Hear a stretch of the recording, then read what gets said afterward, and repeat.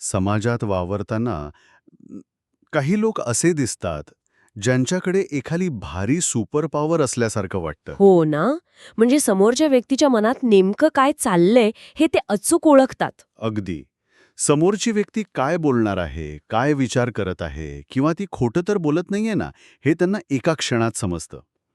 कसं आहे, मानवी मन हे मुळात एका ब्लॅक बॉक्ससारखं असतं. बरोबर. त्या बॉक्सच्या आत काय चाललंय हे कोणालाच दिसत नाही. तरीही काही लोक समोरच्या व्यक्तीचं मन एका उघड्या पुस्तकासारखं कसं वाचतात? आज आपण पॅट्रिक किंग यांच्या read people like a book या पुस्तकाच्या पहिल्या भागावर पूर्णपणे लक्ष केंद्रित करून या प्रश्नाचा वेध घेणार आहोत. हम्म.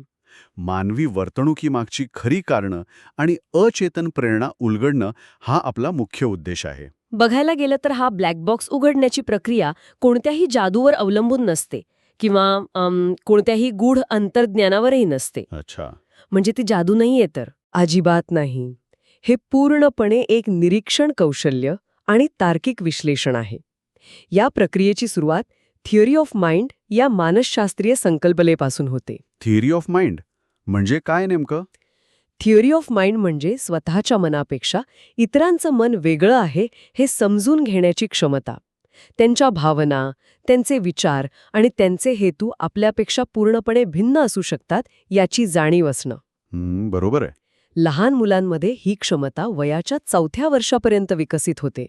त्याआधी मुलांना असं वाटतं की जे त्यांना माहीत आहे ते संपूर्ण जगाला माहीत आहे. अरे बापरे, म्हणजे लहान मुलांचं जग त्यांच्यापुरतंच मर्यादित असतं. एक्झॅक्टली. पण जेव्हा आपण प्रौढ म्हणून इतरांना वाचण्याचा प्रयत्न करतो तेव्हा आपण याच क्षमतेचा वापर करून दुसऱ्याच्या मानसिक आणि भावनिक वास्तवाचा एक आराखडा आपल्या मेंदूत तयार करत असतो. म्हणजे आपण स्वतःला त्यांच्या जागी ठेवून विचार करतो. हो, पण हे साध्य करण्यासाठी सर्वात मोठी अडचण असते ती वस्तुनिष्ठतेचा भ्रम, म्हणजे इल्युजन ऑफ ऑब्जेक्टिव्हिटी. वस्तुनिष्ठतेचा भ्रम याचा अर्थ असा होतो का की आपण स्वतःला अतिशय तटस्थ समजतो, पण प्रत्यक्षात आपण तसे नसतो? अगदी बरोबर. या भ्रमाचा थेट संबंध आपण संवादाकडे कसं पाहतो याच्याशी आहे. संवादाचं खरं गणित खूप वेगळं असतं बरं का. जेव्हा दोन व्यक्ती एकमेकांशी बोलत असतात तेव्हा शब्दांचं महत्त्व केवळ 7% असतं. 38% महत्त्व आवाजाच्या पोताला म्हणजेच टोनला असतं. बापरे. आणि तब्बल 55% संवाद हा देहबोलीतून म्हणजेच बॉडी लँग्वेजमधनं होतो. आपण शब्दांवर जास्त लक्ष केंद्रित करतो आणि स्वतःला वस्तुनिष्ठ समजतो, पण आपला मेंदू प्रत्यक्षात इतर गोष्टींची नोंद घेत असतो. शब्दांचं महत्त्व फक्त 7% असणं हे खूपच कमी वाटतं. असं का व्हावं? भाषेचा वापर तर मानवी संवादाचा सर्वात मोठा आधार मानला जातो ना, मग देहबोली 55% का? कसं आहे, याचं मूळ मानवी उत्क्रांतीमध्ये दडलंय. भाषेचा शोध लागण्यापूर्वी हजारो वर्ष मानव केवळ खाणाखुणा आणि आवाजाच्या तीव्रतेवरून संवाद साधत होता. अच्छा, म्हणजे खूप पूर्वीच्या काळापासून. हो ना. जंगलात असताना समोरून येणारा व्यक्ती किंवा प्राणी मित्र आहे की शत्रू हे ठरवण्यासाठी मेंदूला शब्दांची वाट पाहता येत नव्हती. चेहऱ्यावरील सूक्ष्म हावभाव किंवा हातांची हालचाल किंवा शरीराचा ताठरपणा असेल. एक्झॅक्टली. यावरून मेंदूच्या अमिगडाला या भागाला धोक्याची सूचना सेकंदाच्या 1000व्या भागात मिळते. म्हणूनच आजही आपला मेंदू शब्दांपेक्षा दृश्यांवर आणि देहबोलीवर जास्त विश्वास ठेवतो. म्हणजे कोणीतरी गोड शब्दात बोलत असेल, पण त्याचे हात घट्ट बांधलेले असतील आणि जबडा आवडलेला असेल तर आपला मेंदू शब्दांकडे दुर्लक्ष करून देहबोलीतील धोक्याचा इशारा आधी स्वीकारतो. तर हे ऐकल्यावर एक गोष्ट स्पष्ट होते की केवळ एका दृष्टिक्षेपातून लोकांच्या भावना ओळखणं वाटतं तितकं सोपं नाही.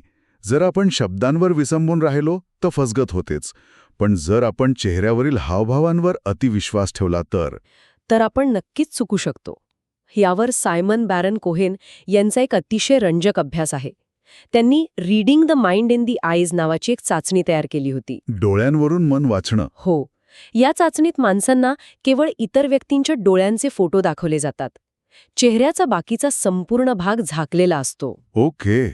फक्त डोळे आणि भुवया पाहून समोरच्या व्यक्तीच्या भावना ओळखायच्या असतात. म्हणजे ती व्यक्ती घाबरलेली आहे, संशयी आहे की खेळकर मोडमध्ये आहे हे ठरवायचं असतं. हे तर खूप कठीण वाटते. आहेच. 36 गुणांच्या या चाचणीत सामान्य माणसांचे सरासरी गुण फक्त 26 असतात. अरे बापरे. म्हणजे 10 वेळा आपण समोरच्याच्या भावना ओळखण्यात पूर्णपणे चुकतो. हो ना. आणि या चाचणीत जर एखाद्याला 22 पेक्षा कमी गुण मिळाले तर ते ऑटिझमचं किंवा कॉग्निटिव्ह एम्पथी कमी असल्याचं लक्षण मानलं जातं. यावरून सिद्ध होतं की केवळ डोळ्यांवरून किंवा चेहऱ्याच्या एका भागावरून लोकांच्या भावना ओळखण्यात आपण मुळातच कच्चे असतो. इथे मला एक प्रश्न उपस्थित करावासा वाटतो. जर आपण एखाद्याच्या फक्त डोळ्यांवरून किंवा एखाद्या विशिष्ट कृतीवरून थेट निष्कर्ष काढत असू तर ते चुकीचं आणि एकांगी ठरू शकतं ना. नक्कीच. म्हणजे जुने बॉडी लँग्वेजचे नियम सांगतात की एखादी व्यक्ती बोलताना वरच्या दिशेने बघत असेल तर ती खोटं बोलत असते, पण कदाचित त्या व्यक्तीचं लक्ष छतावर जाणाऱ्या एखाद्या पालीकडे गेलं असेल किंवा ती खरंच जुन्या आठवणींना उजाळा देत असेल.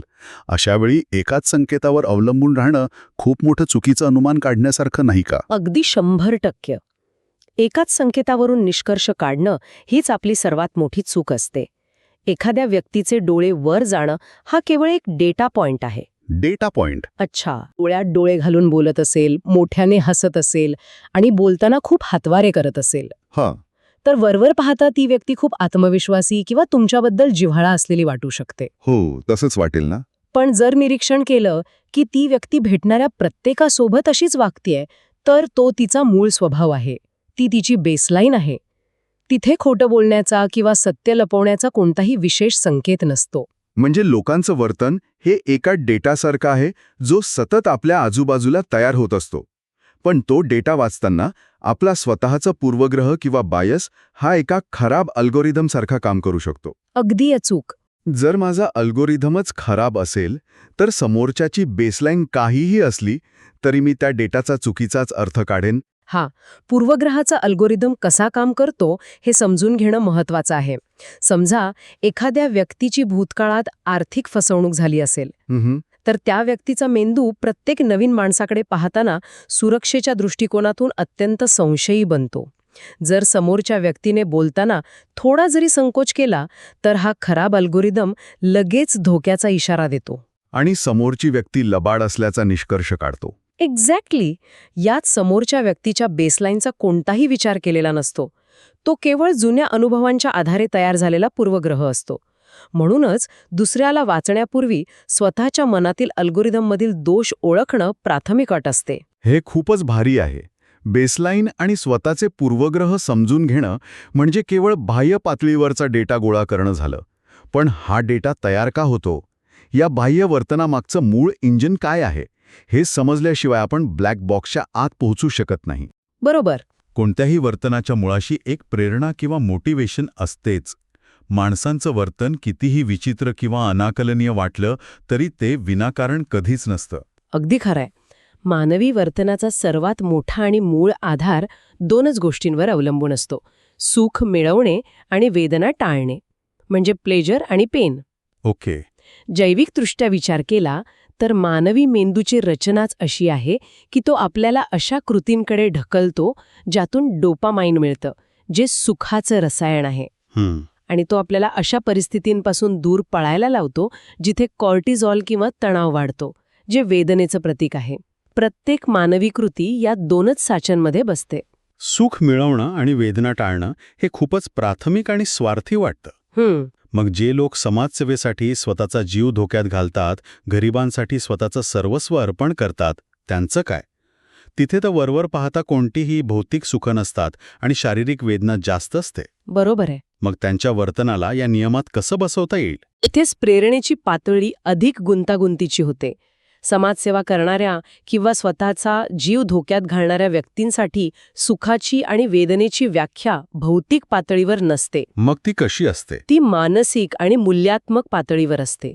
अशा व्यक्तींसाठी आपल्या मूल्यांशी प्रतारणा करणं किंवा गरजू व्यक्तीला मदत न करणं ही एक प्रचंड मोठी मानसिक वेदना असते. Pain of guilt. अच्छा, म्हणजे त्यांना ती गिल्ट जास्त त्रासदायक वाटते. अगदी. ती मानसिक वेदना टाळण्यासाठी ते शारीरिक वेदना सहन करण्यास तयार होतात. आणि इतरांना मदत केल्यानंतर त्यांना जी आत्मिक शांती आणि स्वतःबद्दलचा आदर मिळतो ते त्यांच्यासाठी सर्वोच्च सुख असतं. म्हणजेच मूळ इंजिन सुख आणि वेदना हेच राहतं, फक्त त्याचं स्वरूप अधिक खोल आणि अचेतन पातळीवर गेलेलं असतं. हो ना, अनकॉन्शियस लेवलवर. जेव्हा आपण अचेतन मनाचा किंवा या अदृश्य प्रेरणांचा विचार करतो तेव्हा बाह्य वर्तन हा फक्त हिमनगाचं टोक वाटायला लागतं. Tip of the iceberg, exactly. हिमनगाचा जो भाग पाण्याखाली लपलेला असतो त्याचा शोध घेण्यासाठी या पुस्तकात कार्ल झुंग यांच्या सिद्धांताचा आधार घेतला आहे. हो, कार्ल जुंग यांच्या मते प्रत्येक मानवी व्यक्तिमत्वात एक शॅडो असते. शॅडो शॅडो म्हणजे आपल्या व्यक्तिमत्वाची ती अंधारी बाजू, ज्यामध्ये आपण स्वतःच्या ज्या गोष्टींचा स्वीकार करू शकत नाही त्या लपवून ठेवलेल्या असतात. म्हणजे अशा कोणत्या गोष्टी? लहानपणापासून समाज, पालक आणि शाळा आपल्याला काय चांगलं आणि काय वाईट हे शिकवतात. आपल्याला वाटणारी लाज, भीती, असुरक्षितता, राग आणि आपले काही आदिम स्वार्थ आपण समाजापासून आणि स्वतःपासूनही लपवतो. आणि या अचेतन शॅडोमध्ये ढकलून देतो. हो, पण ती शॅडो नष्ट होत नाही बरं का. ती केवळ लपलेली असते आणि वेगवेगळ्या मार्गांनी वर्तनातून बाहेर पडण्यासाठी धडपडत असते. याला समजून घेण्यासाठी मी एका घराची उपमा देतो. म्हणजे घराचा दिवाणखाना एकदम स्वच्छ, सुंदर आणि नीटनेटका ठेवलेला असतो. जेणेकरून बाहेरून येणाऱ्या लोकांना घर छान दिसावं. एक्झॅक्टली. त्यांनी कौतुक करावं. पण घरातला जो कचरा, अडगळ किंवा तुटलेल्या वस्तू कोणाला दाखवायच्या नसतात त्या सर्व बेसमेंटमध्ये म्हणजे तळघरात नेऊन लपून ठेवलेल्या असतात. ती बेसमेंट म्हणजेच आपली शॅडो. वाह, खूपच छान उपमा दिलीये. या शॅडोला कम्पेन्सेट करण्यासाठी लोक काय काय करतात याची पुस्तकात छान उदाहरण आहे. जसं की एखादा टक्कल पडलेला मध्यमवयीन माणूस जेव्हा अचानक एखादी खूप महागडी आणि मोठा आवाज करणारी लाल रंगाची स्पोर्ट्स कार घेऊन वेगाने गाडी चालवतो, तेव्हा तो फक्त गाडी चालवण्याचा आनंद घेत नसतो. तो त्याच्या हरवलेल्या तारुण्याची किंवा शॅडोमध्ये लपलेल्या असुरक्षिततेची भरपाई करत असतो. अच्छा, म्हणजे कम्पेन्सेशन. हो. किंवा दुसरं उदाहरण म्हणजे लहानपणी ज्या मुलावर अतिशय कडक शिस्त लादली गेली आहे, ज्याला स्वतःचं मत मांडण्याचं स्वातंत्र्य कधीच मिळालं नाही, तोच मुलगा जेव्हा कॉलेजमध्ये जातो तेव्हा अचानक प्रचंड बंडखोर बनतो. अगदी सर्व नियम मोडणं हे त्याचं वर्तन मुळात त्या दडपल्या गेलेल्या शॅडोचाच उद्रेक असतो. आणि विचार करा, जेव्हा त्या तळघरातला कचरा साठून साठून कुजायला लागतो तेव्हा तो तिथेच शांत बसत नाही. त्याची दुर्गंधी हळूहळू वरच्या दिवाणखान्यातही येतेच. बरोबर. नार्सिसिस्ट किंवा अत्यंत अहंकारी लोकांच्या बाबतीत नेमकं हेच होतं. जे लोक स्वतःची सतत स्तुती करतात, इतरांना तुच्छ लेखतात आणि स्वतःला सर्वात श्रेष्ठ समजतात, त्यांच्या बाह्य वर्तनावरून असं वाटतं की ते स्वतःच्या प्रचंड प्रेमात आहेत. पण प्रत्यक्षात त्यांच्या शॅडोमध्ये म्हणजेच त्यांच्या तळघरात स्वतःबद्दलचा प्रचंड तिरस्कार, न्यूनगंड आणि आपण अपयशी ठरण्याची भीती दडलेली असते. अरे बापरे. त्यांचा तो प्रचंड अहंकार हा त्या न्यूनगंडाच्या दुर्गंधीवर मारलेला फक्त एक सुगंधी स्प्रे किंवा एअर फ्रेशनर असतो. ते स्वतःला वाचवण्यासाठी इतरांवर वर्चस्व गाजवण्याचा मुखवटा धारण करतात. मग जर आपल्याला एखाद्याच्या शॅडोमधील हा तिरस्कार दिसला तर आपण काय करावं? बऱ्याचदा अशा अहंकारी व्यक्तीला पाहिल्यावर त्यांच्याशी वाद घालण्याची किंवा त्यांचा खोटेपणा उघडा पाडून त्यांना खाली खेचण्याची इच्छा होते. आपल्याला वाटतं की त्यांना सत्य दाखवून दिलं पाहिजे. तीच आपली सर्वात मोठी चूक ठरते. जर तुम्ही त्यांच्याशी वाद घातलात किंवा त्यांच्यावर थेट टीका केलेत तर तुम्ही त्यांच्या त्या सुगंधी स्प्रेवर किंवा त्यांच्या बचावात्मक चिलखतावर आघात करता. अच्छा, म्हणजे ते डिफेन्सिव्ह होतील. हो, यामुळे ते अधिक आक्रमक होतात, कारण तुम्ही त्यांच्या तळघराचा दरवाजा उघडण्याचा प्रयत्न करत असता, ज्याची त्यांना सर्वात जास्त भीती वाटते. मग अशा वेळी नेमकं कसं वागावं? त्यांच्याशी वाद घालण्याऐवजी त्यांच्या अहंकारामागे लपलेली असुरक्षितता आणि वेदना ओळखता आली पाहिजे. जेव्हा तुम्ही त्यांच्या आक्रमकतेला न घाबरता त्यांच्या लपलेल्या भीतीला समजून घेता, तेव्हा तुम्ही खऱ्या अर्थाने त्यांना वाचत असता. त्यांच्याशी करुणेने वागणं हे त्यांना जिंकू देण्यासाठी नसतं, तर संघर्षाची मूळ जागाच निरर्थक ठरवण्यासाठी असतं. खूपच सखोल विचार आहे हा. ज्याप्रमाणे शॅडोमध्ये लपवलेल्या गोष्टी वर्तनातून बाहेर येतात, त्याचप्रमाणे मानवी मनाच्या ब्लॅक बॉक्समध्ये आणखी एक महत्त्वाचा भाग असतो. अगदी. पुस्तकातील पुढचा टप्पा आतील मूल किंवा इनर चाइल्ड या संकल्पनेवर प्रकाश टाकतो. अचेतन मनातून माणसाला नियंत्रित करणारी ही आणखी एक शक्तिशाली व्यवस्था आहे ना? होय. बालपणी प्रत्येक व्यक्तीच्या काही मूलभूत भावनिक गरजा असतात, जसं की प्रेम, सुरक्षितता, मान्यता आणि लक्ष मिळवणं. जर यापैकी कोणतीही गरज बालपणात अपूर्ण राहिली किंवा तिथे काही मानसिक आघात म्हणजे ट्रॉमा झाला, तर ते लहान मूल त्या विशिष्ट वयातच अडकून राहतं. अच्छा, म्हणजे वय वाढतं पण मन तिथेच राहतं. एक्झॅक्टली. वयाने माणूस कितीही मोठा झाला तरी ते अपूर्ण राहिलेलं इनर चाइल्ड अचेतन रूपात जिवंत असतं. आणि प्रौढ वयात जेव्हा तशीच एखादी तणावपूर्ण परिस्थिती निर्माण होते तेव्हा ते आतील मूल अचानक नियंत्रणात येतं. याच कारणामुळे अनेकदा आपल्याला अशी माणसं दिसतात जी वयाने मोठी असतात पण लहान मुलांसारखे नखरे करतात. हो ना, पुस्तकात यालाच अडल्ट टँट्रम्स म्हटलंय. कार्यालयातील एखादं उदाहरण घेऊया. समजा तुमचा एखादा सहकारी एका साध्याशा फीडबॅकवर अचानक प्रमाणाबाहेर रागावतो, अत्यंत दुखावला जातो किंवा स्पष्ट नकार देऊन बंडखोर लहान मुलासारखा वागू लागतो. आपण विचार करतो की इतक्या साध्या गोष्टीवर ही व्यक्ती इतकी का चिडते. तिथे ती व्यक्ती एक प्रौढ सहकारी म्हणून वागतच नसते. बालपणी ज्याला सतत दुसऱ्यांचं ऐकावं लागलं आहे आणि ज्याचं मत कधीच विचारात घेतलं गेलं नाही. असं ते दुखावलेलं मूल त्या फीडबॅककडे एक आक्रमण म्हणून पाहतं आणि बंडखोरी करतं. अगदी बरोबर. समोर दिसणारी व्यक्ती 35 वर्षांची असली तरी त्या क्षणी ती एका 5 वर्षांच्या मुलाच्या भावनिक पातळीवरून प्रतिक्रिया देत असते. पण इथे एक मोठी अडचण येते. कोणती? जर मला समजलं की समोरचा सहकारी एका दुखावलेल्या लहान मुलासारखा वागतोय आणि मी त्याला लहान मूल समजूनच वागवलं, तर ते अत्यंत अपमानास्पद किंवा कंडेसेंडिंग वाटणार नाही का? बरोबर आहे. मी त्याचा पालक किंवा बॉस असल्यासारखं तुला हे काम करावंच लागेल असं वागल्यास तो अधिक चिडेल आणि परिस्थिती आणखी हाताबाहेर जाईल. नेमकी तीच चूक आपल्याला टाळायची आहे. त्याला लहान मूल समजायचं आहे, पण त्याला लहान मुलासारखी वागणूक द्यायची नाहीये. मग कसं हाताळायचं याला? मानसशास्त्रातील ट्रान्झॅक्शनल ॲनालिसिसनुसार जर एक व्यक्ती मूल बनून वागत असेल आणि तुम्ही पालक बनून त्यांच्यावर सत्ता गाजवण्याचा प्रयत्न केलात, तर तुम्ही त्यांच्या लहान मुलासारख्या वर्तनाला कायदेशीर मान्यता देता. एक्झॅक्टली. त्याऐवजी तुम्ही तुमच्या स्वतःच्या प्रौढ किंवा अडल्ट स्थितीत स्थिर राहिलं पाहिजे. मला तुझी अडचण समजतेय, यावर आपण मिळून काय तार्किक मार्ग काढू शकतो, असा संवाद साधला तर आपण त्यांना त्यांच्या बालिश स्थितीतून बाहेर ओढतो. होय. तुमच्या प्रौढत्वामुळे त्यांनाही त्यांच्यातील प्रौढ व्यक्तिमत्वाला समोर आणावंच लागतं आणि संघर्ष तिथेच संपतो. या पूर्ण विश्लेषणावरून एक गोष्ट अत्यंत स्पष्ट होते. लोकांना वाचणं म्हणजे केवळ त्यांच्या चेहऱ्यावरील हावभाव किंवा त्यांची देहबोली पाहणं नव्हे. नक्कीच नाही. तो फक्त एक बाह्य डेटा आहे. खऱ्या अर्थाने माणसं वाचण्यासाठी आपल्याला त्यांची बेसलाईन ठरवावी लागते, स्वतःच्या पूर्वग्रहांचे अल्गोरिदम तपासाव्या लागतात, त्यांच्या वर्तनामागची सुख आणि वेदनेची प्रेरणा ओळखावी लागते आणि सर्वात महत्त्वाचं म्हणजे त्यांच्या शॅडोमध्ये लपलेलं सत्य आणि त्यांचं दुखावलेलं इनर चाइल्ड यांच्यापर्यंत पोचावं लागतं. अगदी तंतोतंत.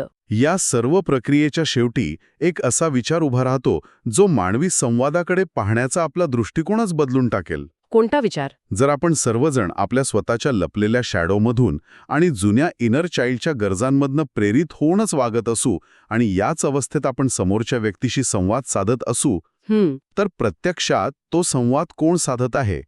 2 प्रौढ व्यक्ती खरोखरच एकमेकांशी बोलत असतात की त्यांची 2 लपलेली लहान मुलं जी फक्त सुरक्षितता शोधण्यासाठी धडपडत असतात आणि एकमेकांच्या शॅडोशी खेळत असतात? जर आपण सर्वजण केवळ अचेतन प्रेरणांचे मुखवटे घेऊनच फिरत असू, तर आपण खरोखरच कधी एखाद्या व्यक्तीला पूर्णपणे पारदर्शकपणे ओळखू शकतो का? कल्पना करा, म्हणजे फक्त विचार करा की तुमच्या समोर एका निर्जन वाळवंटात पैशाने आणि दागिन्यांनी भरलेला एक खजिना पडला आहे. अच्छा. हो, आणि तो इतका मोठा आहे ना की तुमचं संपूर्ण आयुष्य एका सेकंदात बदलून जाईल. पण अगदी त्याच क्षणी तुमच्या लक्षात येतं की एक भरधाव, एक पूर्णपणे अनियंत्रित ट्रक वेगाने थेट तुमच्याच अंगावर येत आहे. आता अशा परिस्थितीत काय होईल? साहजिकच कोणीही तो खजिना तिथे सोडून जीव वाचवायलाच बघणार. नेमकं तेच. तुम्ही खजिनाकडे डुंकूनही न पाहता बाजूला उडी माराल, हो ना? माणसाचा हात साधा जो आदिम मेंदू आहे ना, तो जेव्हा ऑफिसच्या मीटिंगमध्ये, वाटाघाटींमध्ये किंवा अगदी वैयक्तिक नात्यांमध्ये निर्णय घेतो, तेव्हा नेमकं काय होतं? आजच्या या सखोल विश्लेषणात आपण read people like a book या पुस्तकाच्या दुसऱ्या भागाच्या थेट गाभ्यात प्रवेश करत आहोत आणि याचा मुख्य उद्देश माणसांचे वर्तन, त्यांच्या कृतींमागचे हेतू आणि शब्दांविना व्यक्त होणारी शारीरिक भाषा डिकोड करणे हा आहे. चला यावर विस्तार चर्चा करूया. हो, आणि तुम्ही खूप अचूक उदाहरणाने सुरुवात केलीत. वाळवंटात खजिना सोडून जीव वाचवण्याची ती जी अंतःप्रेरणा आहे ना, तीच मानवी वर्तनाचा सर्वात मोठा पाया आहे. याला आपण रेप्टाईल ब्रेन किंवा आदिम मेंदू म्हणतो. रेप्टाईल ब्रेन म्हणजे सरपटणाऱ्या प्राण्यांसारखा? अगदी तसाच. म्हणजे या सिद्धांतानुसार माणसाचे सर्व निर्णय हे एका साध्या प्लेजर प्रिन्सिपलवर आधारलेले असतात. म्हणजे काय तर फक्त आनंद मिळवणे आणि वेदना टाळणे. अच्छा. हा जो रेप्टाईल ब्रेन आहे तो लाखो वर्षांच्या उत्क्रांतीतून तयार झालाय. त्याला आधुनिक जगातले शिष्टाचार, गुंतागुंत किंवा किंवा तर्क बिलकुल समजत नाही. तो अत्यंत गाळण केलेला म्हणजे अगदी अनफिल्टर्ड असतो. थांबा, म्हणजे तुम्ही असे म्हणताय की आपण कितीही उच्च शिक्षित असलो तरी आपले मूळ निर्णय अजूनही त्याच आदिम पातळीवर घेतले जातात? हो ना, खरं तर हेच सत्य आहे. पण मग यात तो खजिना आणि ट्रकच्या उदाहरणाचा अर्थ नेमका काय निघतो? यातली सर्वात रंजक गोष्ट म्हणजे आनंद मिळवण्यापेक्षा वेदना टाळण्याची प्रेरणा माणसांमध्ये कितीतरी पटीने अधिक प्रबळ असते. हे बघा, खजिना मिळवणे हा आनंद आहे, पण ट्रक खाली चिरडले जाणे ही वेदना आहे. अगदी. मृत्यूची वेदना टाळण्याची प्रेरणा ही खजिना मिळवण्याच्या आनंदापेक्षा नेहमीच जिंकते. वेदना टाळणे हा जगण्याच्या अंतप्रेरणेचा म्हणजे सर्व्हायव्हल इन्स्टिंक्टचा भाग आहे. जेव्हा मेंदूला वेदनेची किंवा धोक्याची चाहूल लागते ना, तेव्हा तो बाकीचे सगळे उच्च पातळीवरचे विचार बंद करून टाकतो.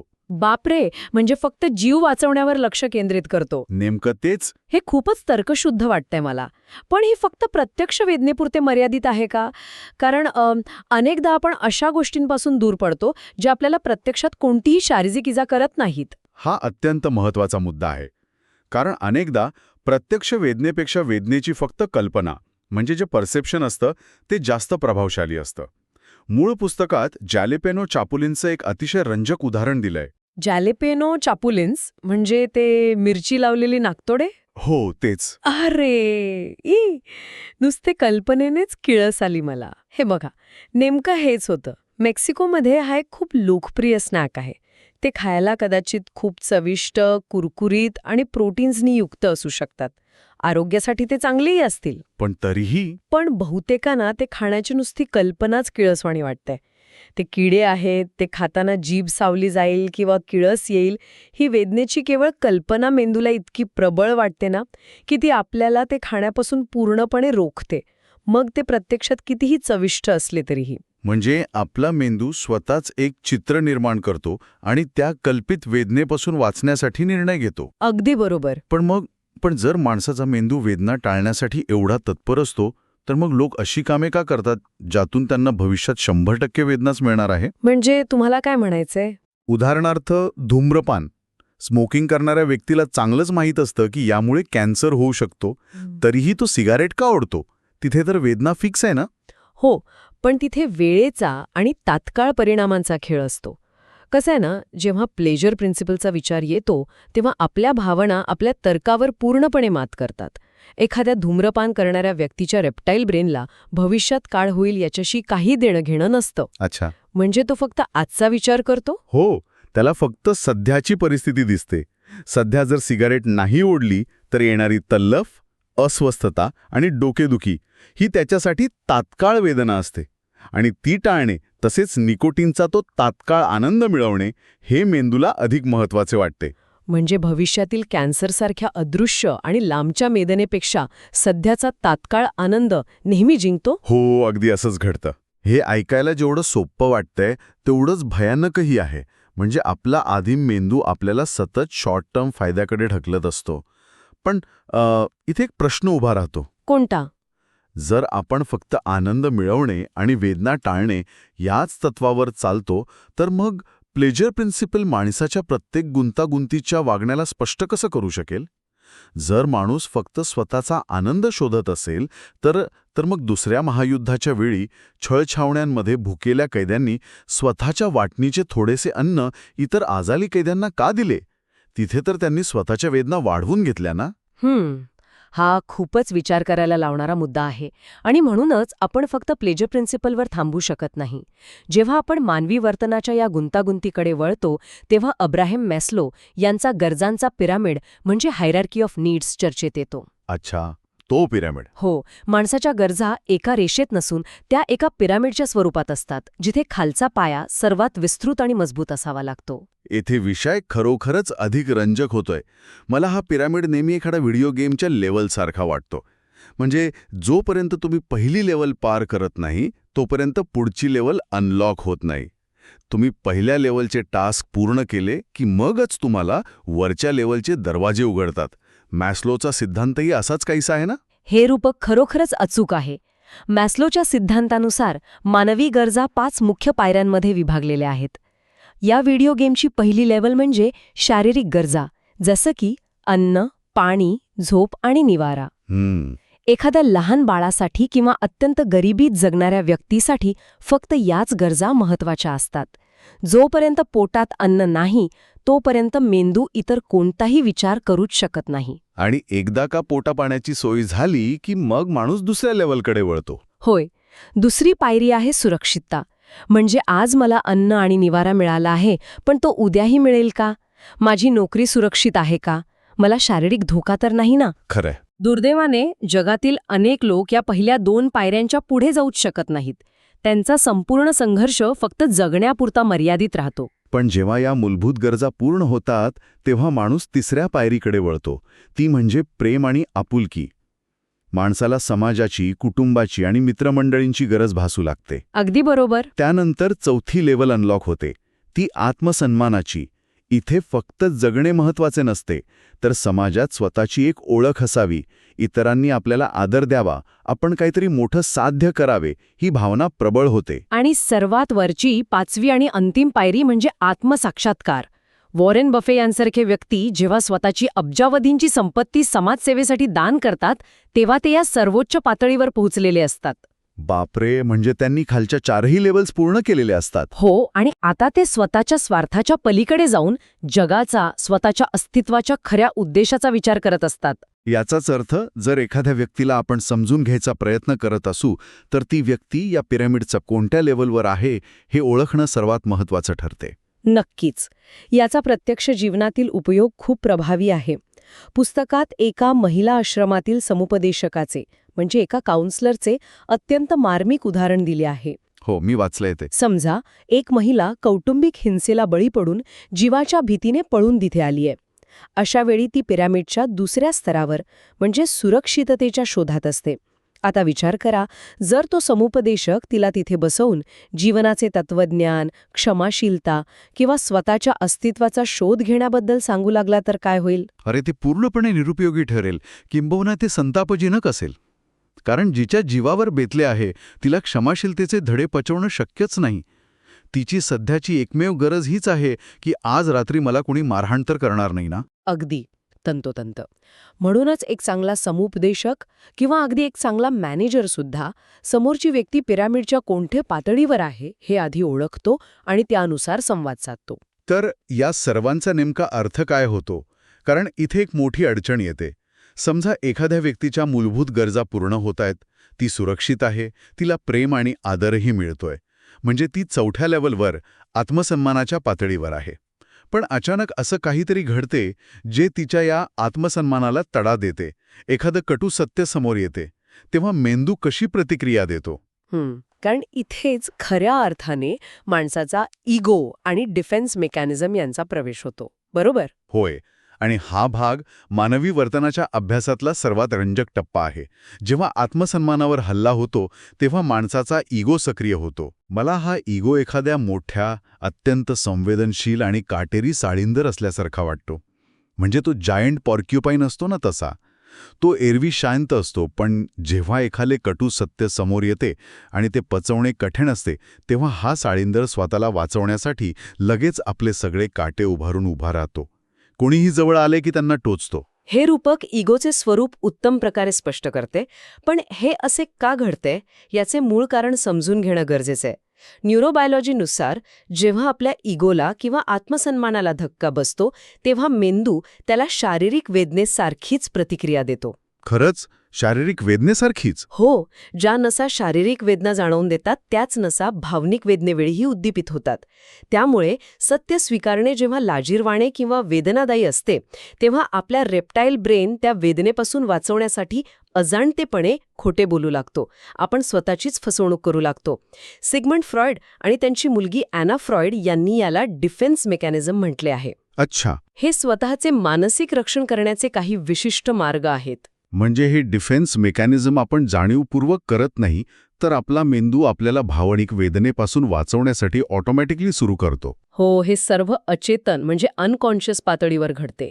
यातील पहिला आणि सर्वात सोपा मार्ग म्हणजे नकार, डिनायल.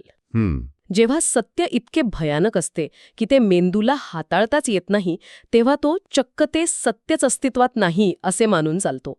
पुस्तकात यावर फ्रेड नावाच्या एका पॉप स्टारच्या अंधभक्ताचे उदाहरण आहे. ते इथे अगदी चपखल बसते. म्हणजे बघा, फ्रेड हा एका प्रसिद्ध गायकाचा प्रचंड मोठा चाहता असतो. त्याने आपले निम्मे आयुष्य त्या गायकाची गाणी ऐकण्यात आणि त्याची स्तुती करण्यात घालवलेले असते. बरोबर. पण अचानक बातम्या येतात की त्या पॉप स्टारवर अत्यंत गंभीर गुन्हे सिद्ध झाले आहेत आणि त्याला शिक्षाही होते. जगभरातले पुरावे त्याच्या विरोधात असतात. पण फ्रेड हे मानायलाच तयार नसतो. तो म्हणतो की हा सगळा कट आहे, मीडिया खोटं बोलत आहे आणि बळी पडलेले लोकच पैशासाठी आरोप करत आहेत. आता इथे फ्रेडच्या मेंदूत काय घडत आहे ते पहा. जर फ्रेडनी हे सत्य स्वीकारले तर त्याचा अर्थ असा होईल की त्याने आपले संपूर्ण आयुष्य एका गुन्हेगाराची पूजा केली. बापरे. त्याचा स्वतःचा निर्णय, त्याची स्वतःची ओळख पूर्णपणे चुकीची होती. हे सत्य फ्रेडच्या इगोला, त्याच्या आत्मसन्मानाला पूर्णपणे उद्ध्वस्त करणारे असते. त्यामुळे तो वेदना टाळण्यासाठी उघड्या पुराव्यांकडे दुर्लक्ष करून नकार देतो. म्हणजे सत्य नाकारणे हा मूर्खपणा नसून तो मेंदूचा स्वतःला वाचवण्याचा एक केविलवाणा प्रयत्न असतो.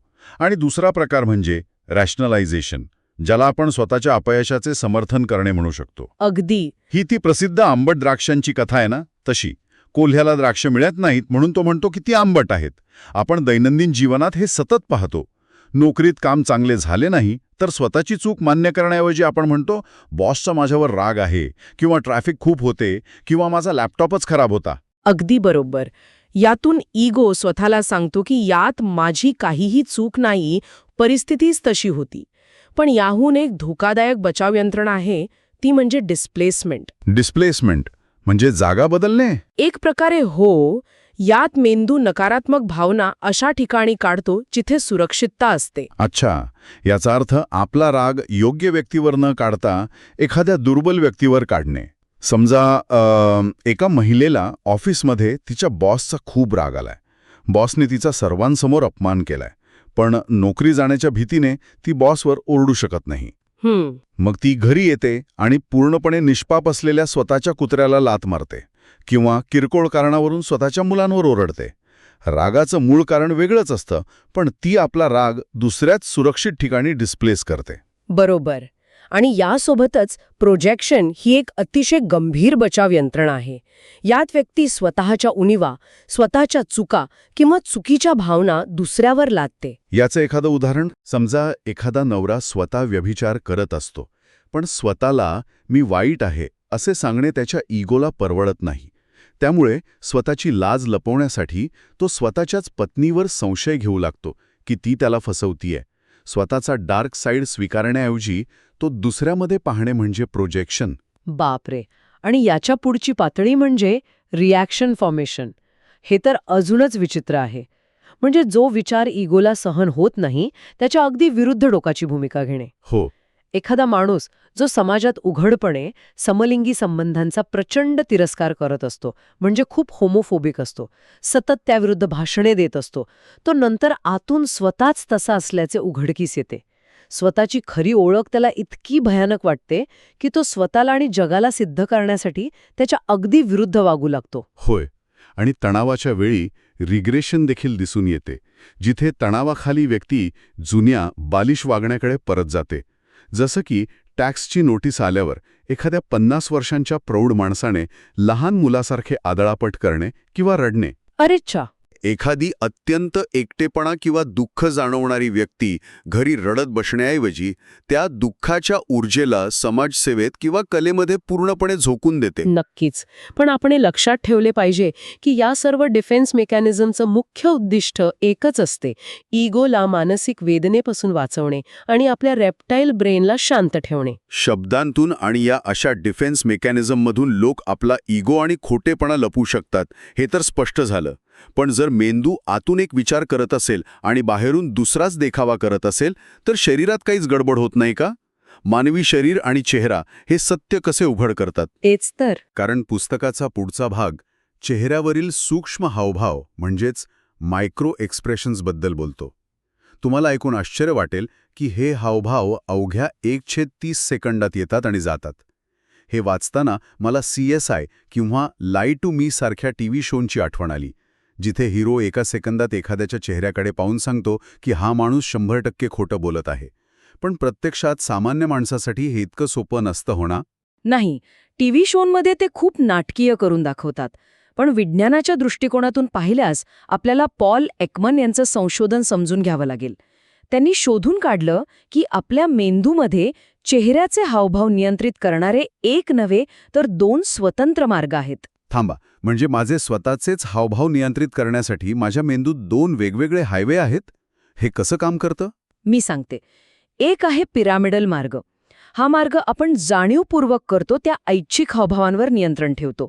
म्हणजे जेव्हा तुम्ही कॅमेरासमोर स्माईल देता किंवा खोटे हसता तेव्हा हा मार्ग काम करतो. अच्छा. आणि दुसरा आहे एक्स्ट्रा पिरामिडल मार्ग.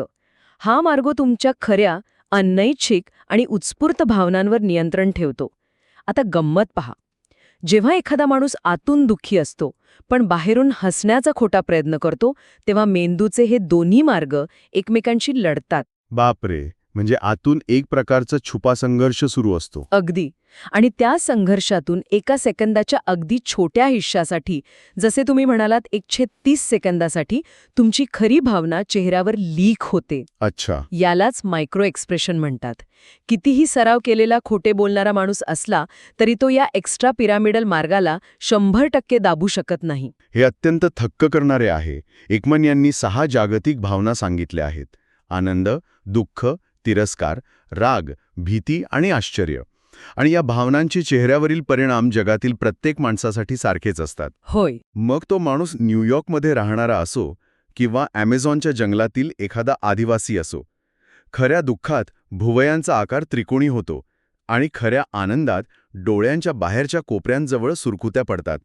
म्हणजे कोणी कितीही खोटे हसले तरी ते डोळ्यांपर्यंत पोहोचले नाही तर ते खोटे आहे हे ओळखता येते. बरोबर. आणि जेव्हा लोक खोटे बोलतात किंवा अत्यंत तणावाखाली असतात तेव्हा त्यांची काही लक्षणे चेहऱ्यावर आणि शरीरावर दिसतात. जसे की एखादी गोष्ट खात्रीने सांगताना नकळत खांदे किंचित उडवणे, बोलतेवेळी नाक साजवणे, डोळ्यांचा संपर्क टाळणे किंवा सतत चुळबुळ करणे. पण इथे एक अत्यंत महत्त्वाची गोष्ट समजून घेणं आवश्यक आहे. कोणती? पुस्तकात स्पष्ट इशारा दिला आहे की चेहऱ्यावरील असममित म्हणजे असिमेट्रिकल हावभाव अनेकदा बनावटपणा दर्शवतात. म्हणजे चेहऱ्याची एक बाजू एका प्रकारे आणि दुसरी बाजू वेगळ्या प्रकारे हलणे. पण याचा अर्थ लगेच ती व्यक्ती खोटे बोलत आहे असा होत नाही. हे मी वाचलं. तो केवळ त्या क्षणाचा तणाव असू शकतो. कदाचित ती व्यक्ती लाजाळू असेल किंवा तिला चौकशीची भीती वाटत असेल. एकाच खुणेवर अवलंबून राहून हा खोटेच बोलतोय असा निष्कर्ष काढणे घाईचे आणि चुकीचे ठरू शकते. अगदी बरोबर. म्हणूनच आपण फक्त चेहऱ्याकडे न बघता संपूर्ण शरीराची भाषा समजून घेतली पाहिजे. चेहरा हा अनेकदा सराव करून नियंत्रित करता येतो, पण मानवी शरीर तसे करू शकत नाही. होय, संपूर्ण शरीरच एक असा बिलबोर्ड आहे जो माणसाचे खरे विचार सतत प्रसारित करत असतो. इथे माझी FBI एजंट जो नवारो यांच्या अभ्यासाचा संदर्भ येतो. नवारो म्हणतात की माणसाच्या मेंदूमधील प्रीफ्रंटल कॉर्टेक्स हा तर्काने विचार करतो आणि तो लिल्या खोटे बोलू शकतो. पण आपला लिंबिक ब्रेन जो आपल्या भावना नियंत्रित करतो तो अत्यंत प्रामाणिक असतो. शरीर कधीच खोटे बोलत नाही. याचे मूळ पुन्हा एकदा उत्क्रांतीमध्ये दडलेले आहे. आपण भाषेचा शोध लागण्यापूर्वी हजारो वर्ष एकमेकांशी शारीरिक हावभावातूनच संवाद साधत होतो. जेव्हा धोक्याची जाणीव होते तेव्हा आपला लिंबिक ब्रेन लगेच फाईट, फ्लाईट किंवा फ्रीज म्हणजे लढा, पळून जा किंवा सुंद व्हा ह्या प्रतिक्रिया देतो. अच्छा. आणि याच आदिम प्रतिक्रिया आजच्या आधुनिक जगात ऑफिसमध्ये किंवा घरात वेगळ्या स्वरूपात दिसतात. यातील सर्वात महत्त्वाचा प्रकार म्हणजे पॅसिफाईंग बिहेवियर्स, म्हणजे स्वतःला शांत करण्याच्या कृती. हे खूपच रंजक आहे. जेव्हा एखाद्या व्यक्तीला तणाव, भीती किंवा असुरक्षितता वाटते तेव्हा ती व्यक्ती नकळत स्वतःच्या गळ्याला किंवा मानेला स्पर्श करते. हो. कारण मान हा शरीराचा एक अत्यंत नाजूक आणि असुरक्षित भाग आहे, जिथून रक्तवाहिन्या जातात. स्वतःच्या मानेला स्पर्श केल्याने मेंदूला एक प्रकारचा खोटा आधार मिळतो. पुरुष अनेकदा त्यांच्या टाईशी खेळतात किंवा मान चोळतात, तर महिला त्यांच्या गळ्यातील नेकलेसशी खेळतात किंवा कॉलरबोनजवळ हात ठेवतात. हे सगळं ते समोरच्याला दाखवण्यासाठी नाही, तर आतून निर्माण झालेला ताण कमी करण्यासाठी, स्वतःला शांत करण्यासाठी करत असतात. याशिवाय लेग क्लिन्झिंग आणि व्हेंटिलेटिंग ही देखील तणावाचीच लक्षणे आहेत. लेग क्लिन्झिंग ते काय असतं? बसल्या जागी हातांनी मांड्यांवरून खाली हात फिरवणे, जणू काय तिथे घाम आला आहे किंवा आपण धूळ झटकत आहोत असे करणे, याला लेग क्लिन्झिंग म्हणतात. ही कृती अस्वस्थता दर्शवते. तर कॉलर ओढून हवा घेणे किंवा केस पाठीमागे झटकून मोकळा श्वास घेण्याचा प्रयत्न करणे म्हणजे व्हेंटिलेटिंग. हे सर्व आतून वाढलेला ताण आणि शरीराचे वाढलेले तापमान कमी करण्याचे शरीराचे अचेतन प्रयत्न आहेत.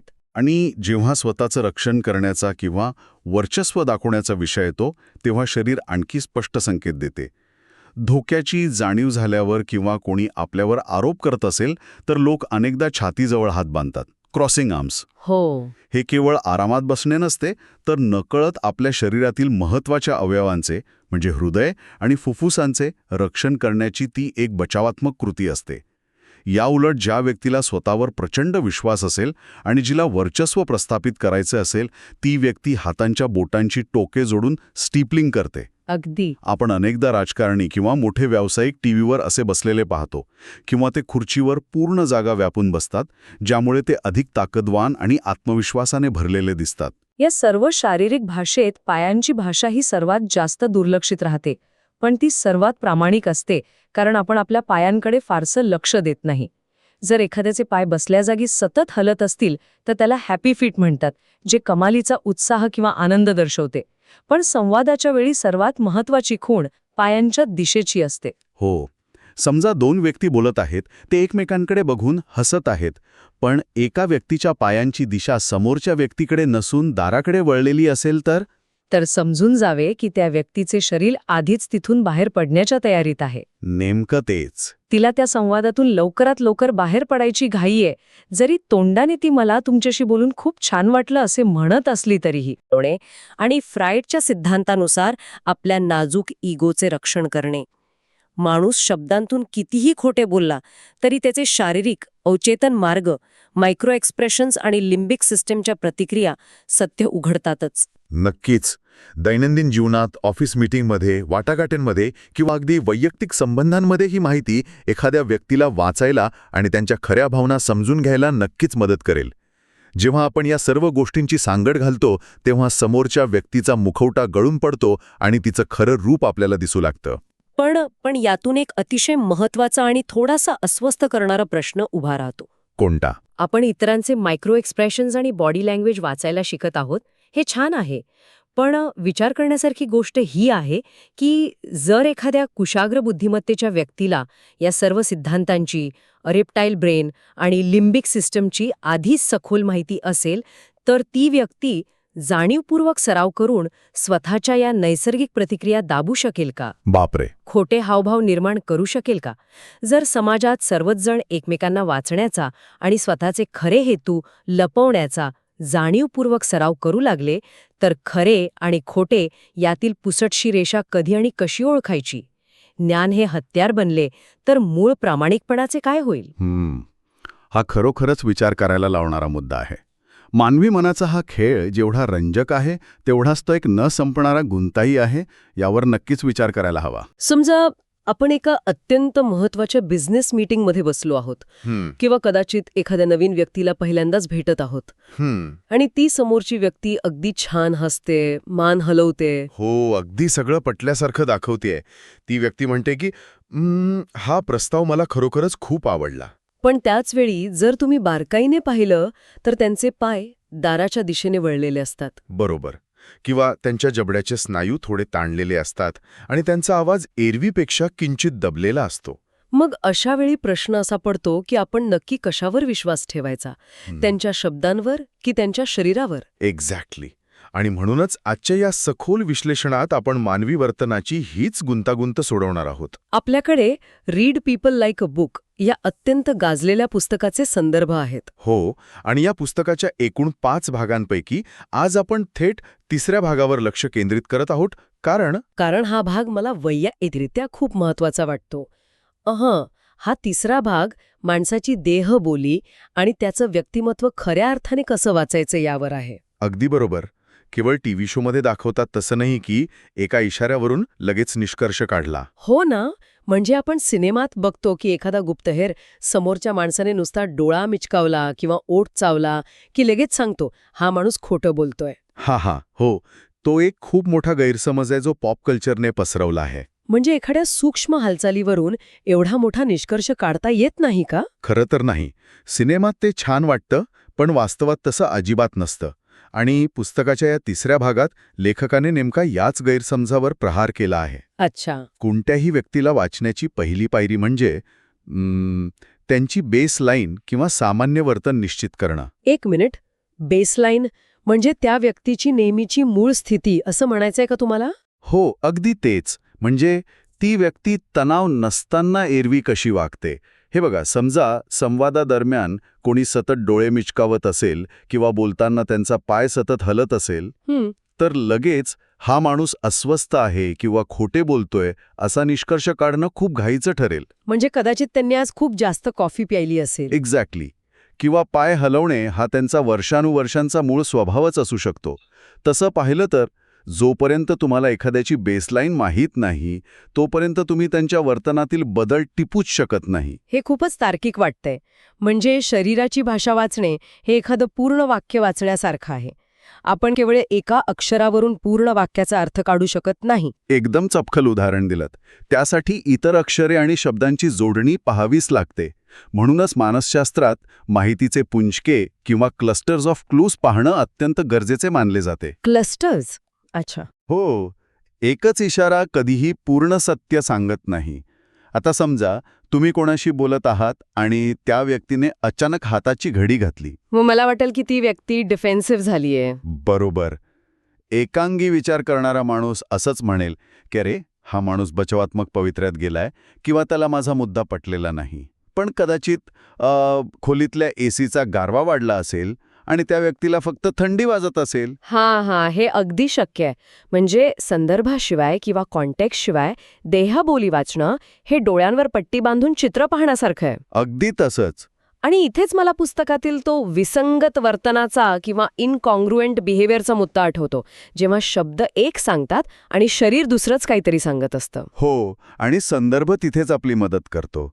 समजा एखादी व्यक्ती स्वतःचे हात एकमेकांवर जोरजोरात चोळत आहे, अस्वस्थपणे दीर्घ श्वास सोडत आहे, आणि त्याच वेळी हसत मुखाने म्हणत आहे की मी एकदम ठीक आहे, मला काही अडचण नाही. बरोबर. इथे शब्दांपेक्षा ती विसंगती आपल्याला जास्त ओरडून सांगते की काहीतरी गडबड नक्कीच आहे. खरंच की. आणि या अशाब्दिक संवादात मला आणखी एक गोष्ट भन्नाट वाटली, ती म्हणजे मिररिंग किंवा प्रतिबिंब. मी कुठेतरी वाचलं होतं की आपण ज्या माणसांना पसंत करतो नकळतपणे आपण त्यांच्यासारख्याच हालचाली करू लागतो. हो, हे 100% खरे आहे. आणि तसं पाहिलं तर हे मानवी उत्क्रांतीचाच एक भाग आहे. उत्क्रांतीचा म्हणजे कसं? आदिमानवाच्या काळापासून आपल्याला कळपाचा किंवा समूहाचा हिस्सा राहायची सवय आहे. मिररिंग हा आपल्या मेंदूचा समोरच्या व्यक्तीला सांगण्याचा एक अत्यंत नैसर्गिक मार्ग आहे की मी तुझ्यासारखाच आहे, मी तुझ्यासाठी धोकादायक नाही. अच्छा. म्हणूनच दोन जिवलग मित्र गप्पा मारत बसले असतील तर अनेकदा त्यांच्या बसण्याची पद्धत, हातांचे हावभाव अगदी एकसारखे असतात. हो ना, ते अगदी नकळत होत असतं. पण मग याचा उपयोग आपण एखाद्या संवादात कसा करू शकतो? समजा मी एखाद्या मीटिंगमध्ये खूप उत्साहाने, थोडे पुढे झुकून आणि मोकळ्या हातांनी माझा मुद्दा मांडत आहे. पण समोरची व्यक्ती एकदम ताठ, मागे टेकून आणि आखडून बसलेली आहे. ती माझ्या उत्साहाला मिरर करत नाहीये. तर याचा अर्थ काय घ्यायचा? हा एक अतिशय महत्वाचा इशारा आहे. संवादातील हे मिररिंग नसणे हे केवळ संकोचाचे लक्षण नसते. मग ते काय असतं? अनेकदा ती एक प्रकारची छुपी असहमती असते किंवा मानसिक पातळीवर तुमच्यापासून अंतर राखण्याची वृत्ती असू शकते. समोरच्या व्यक्तीचं शरीर तुम्हाला न बोलता सांगत असते की मी तुझ्या विचारांशी किंवा तुझ्या ऊर्जेशी जोडला गेलेलो नाही. ऊर्जा. बापरे, हा शब्द तुम्ही अगदी योग्य वेळी काढलात. कारण आत्तापर्यंत आपण फक्त डोळ्यांनी दिसणाऱ्या गोष्टींबद्दल बोलत होतो. पण या पुस्तकात तिसऱ्या भागात एक असा मुद्दा आहे ज्याने मला खरोखरच चक्रावून टाकलं. आवाजाबद्दलचा मुद्दा ना? हो. म्हणजे सामान्यतः आपण आवाजाला फक्त शब्दांचं एक वाहन मानतो. पण लेखक म्हणतात की आवाज हा सुद्धा शरीराच्या भाषेचाच एक भाग आहे. मला प्रश्न पडलाय की हे कसं काय शक्य आहे? आवाज तर दिसत नाही. वाटतं ना, आश्चर्यकारक. पण जेव्हा आपण याला मोठ्या चित्राशी जोडतो तेव्हा लक्षात येतं की आवाज हा हवेत कुठून तरी जादूने निर्माण होणारा अमूर्त ध्वनी नाहीये. तो आपल्या भौतिक शरीराचा, आपल्या स्नायूंचा आणि आपल्या शारीरिक स्थितीचा थेट परिणाम आहे. तुम्ही कधी विचार केलाय की फोनवर बोलताना समोरची व्यक्ती हसत आहे हे आपण न बघताही कसं ओळखू शकतो? अरे हो, हे अनेकदा होतं. चेहऱ्यावरचं हसू आवाजातून अगदी स्पष्ट ऐकू येतं. कारण हसताना चेहऱ्याचे, गळ्याचे आणि छातीचे जे स्नायू ताणले जातात त्याचा थेट भौतिक परिणाम तुमच्या स्वरयंत्रावर म्हणजे व्होकल कॉर्ड्सवर होतो. आणि आवाजाच्या लहरी बदलतात यावर एक अतिशय भन्नाट प्रयोग या पुस्तकात दिलाय जो मला इथे सांगावासा वाटतो. हो, तो नेदरलँड्समधला प्रयोग ना? सांगा. हो, एक्झॅक्टली. रॅडबाउड युनिव्हर्सिटीमधील संशोधक विम पॉ यांनी 2020 मध्ये एक संशोधन केलं होतं. त्यांनी 6 लोकांना एका खोलीत बसवलं आणि त्यांना फक्त आ आ आ असा एक सलग आवाज काढण्यास सांगितला. पण अट अशी होती की हा आवाज काढताना त्यांना त्यांच्या हातांच्या वेगवेगळ्या वेगाने हालचाली करायच्या होत्या. आणि सगळ्यात वेडी गोष्ट म्हणजे तो रेकॉर्ड केलेला आवाज जेव्हा लोकांना ऐकवला गेला तेव्हा काय झालं? हो, जेव्हा 30 ऐकणाऱ्या लोकांना तो ऐकवला गेला तेव्हा केवळ त्या आ आ आ या आवाजातील बदलांवरून त्या लोकांनी अचूक ओळखलं की समोरची व्यक्ती हात वेगाने हलवत आहे की संथपणे. हे खरोखर शक्य आहे? हातांच्या हालचाली आपण कानाने कशा ऐकू शकतो? हे अजिबात जादू नाहीये, हे निव्वळ जीवशास्त्र आहे. हे बघा, जेव्हा आपण कोणतीही शारीरिक हालचाल करतो तेव्हा आपल्या शरीरातील संयोजी ऊती म्हणजेच फॅशिया फॅशिया ज्याला आपण स्नायूंना जोडणारे जैविक रबर बँड म्हणू शकतो, त्यात एक प्रकारचा ताण निर्माण होतो. जेव्हा तुम्ही हात वेगाने हलवता तेव्हा तो ताण तुमच्या छातीच्या स्नायूंपर्यंत आणि तिथून स्वरयंत्रापर्यंत पोहोचतो. अच्छा, आणि त्यामुळे श्वासोच्छवासाची गती बदलते. अगदी बरोबर. आणि तोच ताण आवाजाच्या लहरींमधून ऐकणाऱ्याच्या कानापर्यंत पोहोचतो. म्हणूनच आवाज ही सुद्धा एक शारीरिक कृतीच आहे. हे खरंच थक्क करणार आहे. म्हणजे जर एखादी व्यक्ती मला म्हणत असेल की मी या नवीन प्रोजेक्टसाठी प्रचंड उत्साही आहे, पण तिचा आवाज एकदम संथ, दबका आणि एकसुरी असेल, तर तिचे शब्द खोटे बोलत आहेत आणि तिचे शरीर आवाजाच्या माध्यमातून खरे सत्य ओरडून सांगत आहे. बापरे. आणि याच ऊर्जेच्या प्रवाहावरून आपल्याला एखाद्या समूहातील सत्तेचे म्हणजेच पॉवर डायनामिक्सचे खरी चित्र समजते. आवाजातील आणि शरीरातील ऊर्जा खूप काही सांगून जाते. 1 मिनिट, सत्तेचं चित्र म्हणजे काय? म्हणजे जो सर्वात मोठ्याने बोलतो तोच नेता असतो असा आपला सर्वसाधारण समज असतो ना? हाच तो भ्रम आहे. एखाद्या खोलीत खरी सत्ता कोणाकडे आहे हे शोधायचे असेल तर जो सर्वात जास्त बोलतोय त्याच्याकडे अजिबात पाहू नका. मग काय पाहायचं? बाकीच्या लोकांची ऊर्जा कोणाकडे प्रवाहित होत आहे ते पहा. एका कुटुंबाचं उदाहरण घेऊ. वडील कदाचित घरात खूप मोठ्याने बोलत असतील, सर्वांना सूचना देत असतील आणि वरवर पाहता तेच घराचे प्रमुख वाटत असतील. तसं बऱ्याच घरांमध्ये दिसतं. हो, पण जर कुटुंबातील इतर सर्वांचे लक्ष, त्यांच्या शरीराचा कल आणि त्यांची संपूर्ण ऊर्जा आईच्या गरजांकडे किंवा ती काय प्रतिक्रिया देते याकडे केंद्रित असेल तर त्या खोलीतील खरी सत्ता आईकडेच असते. मग ती काहीही न बोलता शांत का बसलेली असे ना? अरे वा, हे अगदी पटतंय. मला एका लहान बाळाचं उदाहरण आठवतंय जे याला अगदी चपखल बसतं. बाळाचं कसं काय? बघा ना, घरात एखादं लहान बाळ असतं, ते एकही अर्थपूर्ण शब्द बोलत नाही, पण ते बाळ स्वतःच्या केवळ ऊर्जेने आणि अस्तित्वाने संपूर्ण खोलीचं लक्ष स्वतःकडे वेधून घेतं. अगदी अचूक. आणि म्हणूनच आपण माणसांना वाचताना केवळ एका विशिष्ट कृतीवरून मूल्यमापन करण्याऐवजी त्यांच्या शरीराच्या संपूर्ण संदेशांच्या गटाकडे लक्ष दिले पाहिजे. शरीराचा कल, आवाजातील ताण आणि ऊर्जेचा प्रवाह या सगळ्याची बेरीज करावी लागते. इथेच हा विषय अधिक गुंतागुंतीचा आणि रंजक बनतो. कारण माणसांच्या मूळ प्रवृत्ती 2च असतात असं म्हणतात. एकतर आक्रमक किंवा शरणार्थी, ज्याला आपण बचावात्मक म्हणू शकतो. या 2 प्रवृत्ती शरीराच्या भाषेतून कशा ओळखायच्या? हे ओळखण्यात असे सोपे असते जर तुम्हाला मगाशी बोललो तसे क्लस्टर्स वाचता आले. आक्रमक व्यक्ती नेहमी संवादात समोरच्या व्यक्तीच्या स्पेसवर म्हणजे वैयक्तिक जागेवर अतिक्रमण करण्याचा प्रयत्न करते. ती पुढे झुकून बोलते, हावभाव मोठे असतात आणि बोलण्याचा वेग जास्त असतो. अच्छा. आणि बचावात्मक प्रवृत्तीची व्यक्ती? याउलट बचावात्मक व्यक्ती स्वतःला शारीरिकदृष्ट्या लहान किंवा अदृश्य करण्याचा प्रयत्न करते. ती व्यक्ती जास्त हसते, जे एक प्रकारचे प्लीजिंग वर्तन असते. ती शांत राहते, डोळे खाली झुकवते. आणि खोटे बोलताना, कारण खरं सांगायचं तर सर्वांनाच हे जाणून घ्यायचं असतं की समोरचा खोटे बोलतोय हे कसं ओळखावं. खोटे बोलताना शरीराची अवस्था नक्की कशी असते? खोटे बोलणे ही मानवी मेंदूसाठी एक अत्यंत तणावपूर्ण कृती आहे, ज्याला आपण कॉग्निटिव्ह लोड म्हणतो. Cognitive load. हो, कारण मनात एकाच वेळी दोन परस्पर विरोधी गोष्टी चालू असतात.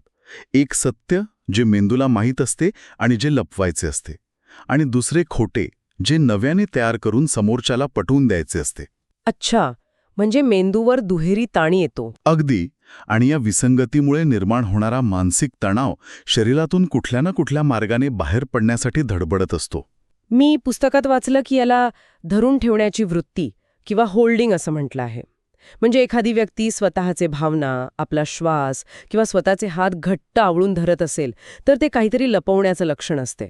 पण एक मिनिट, इथे माझा एक आक्षेप आहे. सांगा ना, काय आक्षेप आहे? जर माझ्यावर एखाद्या गोष्टीचा खोटा आरोप झाला तरी मलाही घाम फुटेल ना, माझाही श्वास रोखला जाईल आणि मीही तणावात दिसेन. बरोबर आहे.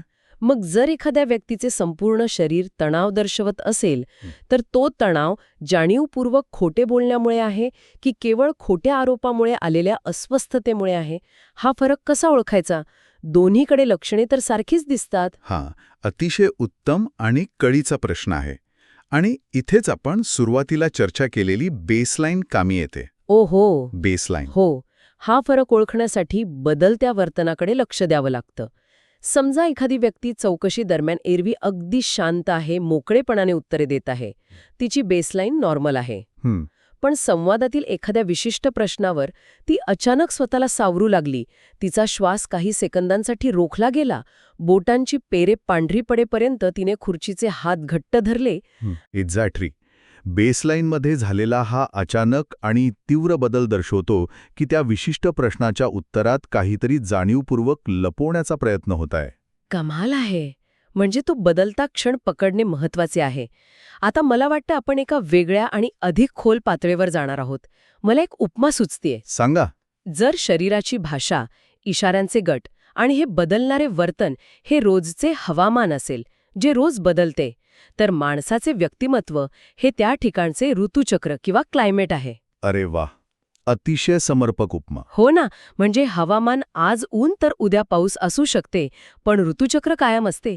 तात्पुरत्या वर्तनाकडून आपण आता माणसाच्या कायमस्वरूपी स्वभावाकडे, म्हणजेच व्यक्तिमत्वशास्त्र किंवा पर्सनॅलिटी सायन्सकडे वळत आहोत.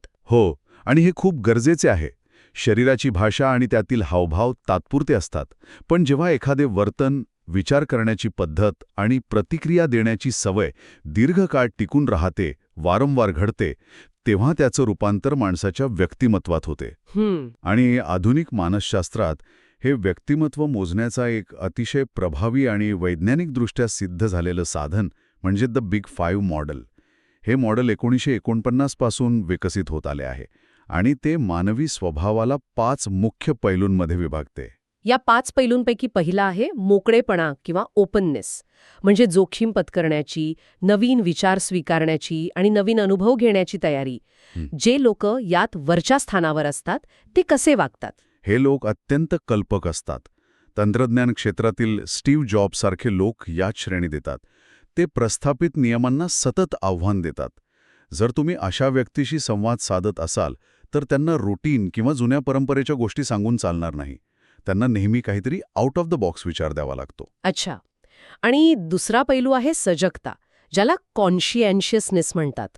हे लोक अत्यंत सावध, ध्येयनिष्ठ आणि शिस्तबद्ध असतात. पण पुस्तकात दिलेला एक संदर्भ मला खूपच रंजक वाटला. तो वुड्स आणि बॅरेक यांचा संशोधनाचा ना. आहेत तर ते इतरांपेक्षा अधिक काळ जगतात. मला प्रश्न पडलाय की एका व्यक्तिमत्वाच्या पैलूचा थेट आयुर्मानाशी कसा संबंध असू शकतो? तसं पाहिलं तर याचं कारण खूप लॉजिकल आहे. सजगता म्हणजे मुळात आवेगावर किंवा इम्पल्सेसवर नियंत्रण ठेवण्याची क्षमता. जे लोक शिस्तबद्ध असतात ते त्यांच्या आरोग्याबाबतही तेवढेच सावध असतात. म्हणजे ते धोकादायक गोष्टी करत नाहीत. अगदी बरोबर. ते वेगाने गाडी चालवण्यासारखे धोके पत्करत नाहीत. ते नियमित व्यायाम करतात, व्यसनांपासून दूर राहतात. त्यांची हीच शिस्त त्यांच्या जीवघेण्या चुका करण्याचं प्रमाण कमी करते आणि साहजिकच ते जास्त काळ जगतात. हे सर्व जैविक स्तरावर जोडलेले आहे. बापरे, किती खोल आहे हे. त्यानंतर तिसरा पैलू येतो बहिर्मुखता, म्हणजे एक्स्ट्रोव्हर्जन. सामान्यतः आपण बहिर्मुख म्हणजे बडबड्या आणि अंतर्मुख म्हणजे लाजाळू असा अर्थ घेतो, पण हे तसं नाहीये ना? अजिबात नाही. हा लाजाळूपणाचा मुद्दा नसून ऊर्जेचा स्रोत कुठे आहे याचा मुद्दा आहे. हे मेंदूतील डोपामाइन या रसायनाशी संबंधित आहे. म्हणजे काहींना गर्दीत ऊर्जा मिळते. हो, काही लोकांना लोकांच्या गर्दीत पार्ट्यांमध्ये गेल्यावर ऊर्जा मिळते. ते तिथे रिचार्ज होतात. ते बहिर्मुख. या उलट अंतर्मुख लोकांना लोकांच्या गराड्यात ऊर्जा खर्च करावी लागते. त्यामुळे त्यांना स्वतःला रिचार्ज करण्यासाठी एकांताची नितांत गरज असते. हे खूप लोकांना माहीत नसतं. चौथा पैलू आहे सहमती किंवा ॲग्रीएबलनेस. ही ती लोकं आहेत जी इतरांच्या समस्यांबद्दल प्रचंड सहानुभूती बाळगतात. त्यांच्यात इतरांना मदत करण्याची नैसर्गिक प्रवृत्ती असते. मला वाटतं समाजात सहकार्य टिकवून ठेवण्यासाठी उत्क्रांतीनेच हा गुण माणसात रुजवला असावा. नक्कीच. आणि पाचवा पैलू थोडासा नकारात्मक वाटतो, पण तोही तितकाच महत्त्वाचा आहे. अस्थिरता किंवा न्यूरोटिसिझम. हे भावनिक संवेदनशीलता मोजण्याचं साधन आहे. सतत चिंताग्रस्त असणे, छोट्या छोट्या गोष्टींचा ताण घेणे. हा, जणू एखाद्या वुडी ॲलनच्या चित्रपटातल्या पात्रासारखं अडकल्यासारखं वाटणं. सतत आता पुढे काय वाईट घडेल या चिंतेत जगणं. पण माझा प्रश्न असा आहे की जर सतत चिंता करणं हे आरोग्यासाठी वाईट आहे, तर उत्क्रांतीने माणसाच्या स्वभावातून हा गुण नष्ट का नाही केला? खूप चांगला प्रश्न आहे. कारण उत्क्रांतीच्या दृष्टीने ही चिंताच माणसाला जिवंत ठेवत होती. कसं काय?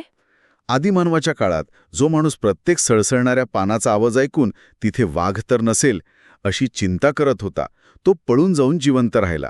आणि जो अतिसकारात्मक होता तो वाघाची शिकार झाला. हा हा हा हा, खरंच की. आजच्या जगातही यात एक सकारात्मक बाजू दडलेली आहे. हे लोक सतत चिंतेत असल्यामुळे स्वतःच्या सुरक्षिततेबद्दल जास्त सावध असतात. त्या आजारपणाची वाट न बघता वेळेवर डॉक्टरांकडे जातात. त्यामुळे ही भावनिक अस्थिरता त्यांच्यासाठी एक प्रकारची संरक्षक यंत्रणा म्हणून काम करते. तो मोजण्याचं आणखी एक अत्यंत लोकप्रिय साधन आहे, ज्याची आजकाल कॉर्पोरेट जगतात खूप चर्चा होते. हो, ते म्हणजे MBTI, Myers Briggs type indicator. आणि यातूनच पुढे आलेले किर्सीचे 4 स्वभाव. याचा इतिहास तर मला थक्क करणारा वाटला. होय, MBTIचा इतिहास खूपच नाट्यमय आहे. कार्ल युंग यांच्या मानसशास्त्रीय सिद्धांतावर आधारित मायर्स आणि ब्रिग्स या 2 अमेरिकन गृहिणींनी दुसऱ्या महायुद्धाच्या काळात हे मॉडेल विकसित केले. गृहिणींनी महायुद्धाच्या काळात? हो, युद्धामुळे पुरुष सीमेवर लढायला गेले होते आणि महिला पहिल्यांदाच मोठ्या प्रमाणावर कारखान्यांमध्ये आणि विविध उद्योगांमध्ये काम करण्यासाठी बाहेर पडल्या होत्या. अच्छा, म्हणजे स्किल मॅच करण्यासाठी? अगदी. कोणाला बारकाईने लक्ष देण्याचं, फॅक्टरीचं काम द्यायचे आणि कोणाला नियोजनाचं काम द्यायचे हे ठरवण्यासाठी माणसांच्या स्वाभाविक कौशल्यांनुसार आणि स्वभावांनुसार त्यांची विभागणी करण्यासाठी त्यांनी हे टूल बनवले. या मॉडेलमध्ये मानवी स्वभावाची 4 मुख्य परिमाणे किंवा डायकोटोमीज आहेत. पहिले आहे ई आणि आय, म्हणजे बहिर्मुखता आणि अंतर्मुखता, ज्याबद्दल आपण आत्ताच ऊर्जेच्या संदर्भात बोललो. दुसरे परिमाण आहे एस आणि एन, सेन्सिंग आणि इंट्युशन, म्हणजे लोक बाह्य जगातून माहिती कशी गोळा करतात. पुस्तकात याचे एक उत्तम उदाहरण आहे. हो, पोलीस अधिकारी आणि वकिलाचं उदाहरण. एखादा पोलीस अधिकारी ठोस पुराव्यांवर, प्रत्यक्ष दिसणाऱ्या गोष्टींवर आणि मोजता येणाऱ्या डेटावर विश्वास ठेवतो, ज्याला आपण सेन्सिंग म्हणतो. आणि वकील? तर एखादा निष्णात वकील केवळ पुराव्यांवर न थांबता घटनांच्या मागील अदृश्य पॅटर्नवर, हेतूंवर आणि आपल्या अंतर्ज्ञानावर म्हणजेच इंट्युशनवर अवलंबून असतो. बरोबर. आणि तिसरे परिमाण आहे टी आणि एफ, थिंकिंग आणि फीलिंग, म्हणजे लोक घेतलेली माहिती वापरून निर्णय कसे घेतात. समजा 2 लोक घर विकत घेत आहेत. पहिला माणूस पूर्णपणे मेंदू वापरून त्या घराचे आर्थिक फायदे, स्क्वेअर फूट आणि भविष्यातील रिसेल व्हॅल्यू पाहून निर्णय घेतो. हा थिंकिंग प्रकार झाला. आणि दुसरा माणूस हृदय वापरून त्या घराशी जोडल्या गेलेल्या जुन्या आठवणी, तिथली शांतता आणि भावनांना महत्त्व देतो, तो फीलिंग प्रकार. आणि चौथे आहे जे आणि पी, जजिंग आणि परसिव्हिंग, म्हणजे लोक प्रत्यक्ष अंमलबजावणी कशी करतात. म्हणजे प्लॅनिंग करणारे लोक. हो, काही जणांना आयुष्यात प्रत्येक गोष्टीचे अचूक नियोजन हवे असते. त्यांची टू डू लिस्ट तयार असते, ते झाले जजिंग. तर काही जण आयत्या वेळी उपलब्ध पर्यायांमधून मार्ग काढणे आणि उत्स्फूर्तपणे प्रवाहासोबत जगणे पसंत करतात, ते परसिव्हिंग. या 4 परिमाणांच्या संयोगातून माणसांचे एकूण 16 वेगळे प्रकार तयार होतात. पण इथेच मला हे थोडे अविश्वसनीय वाटते.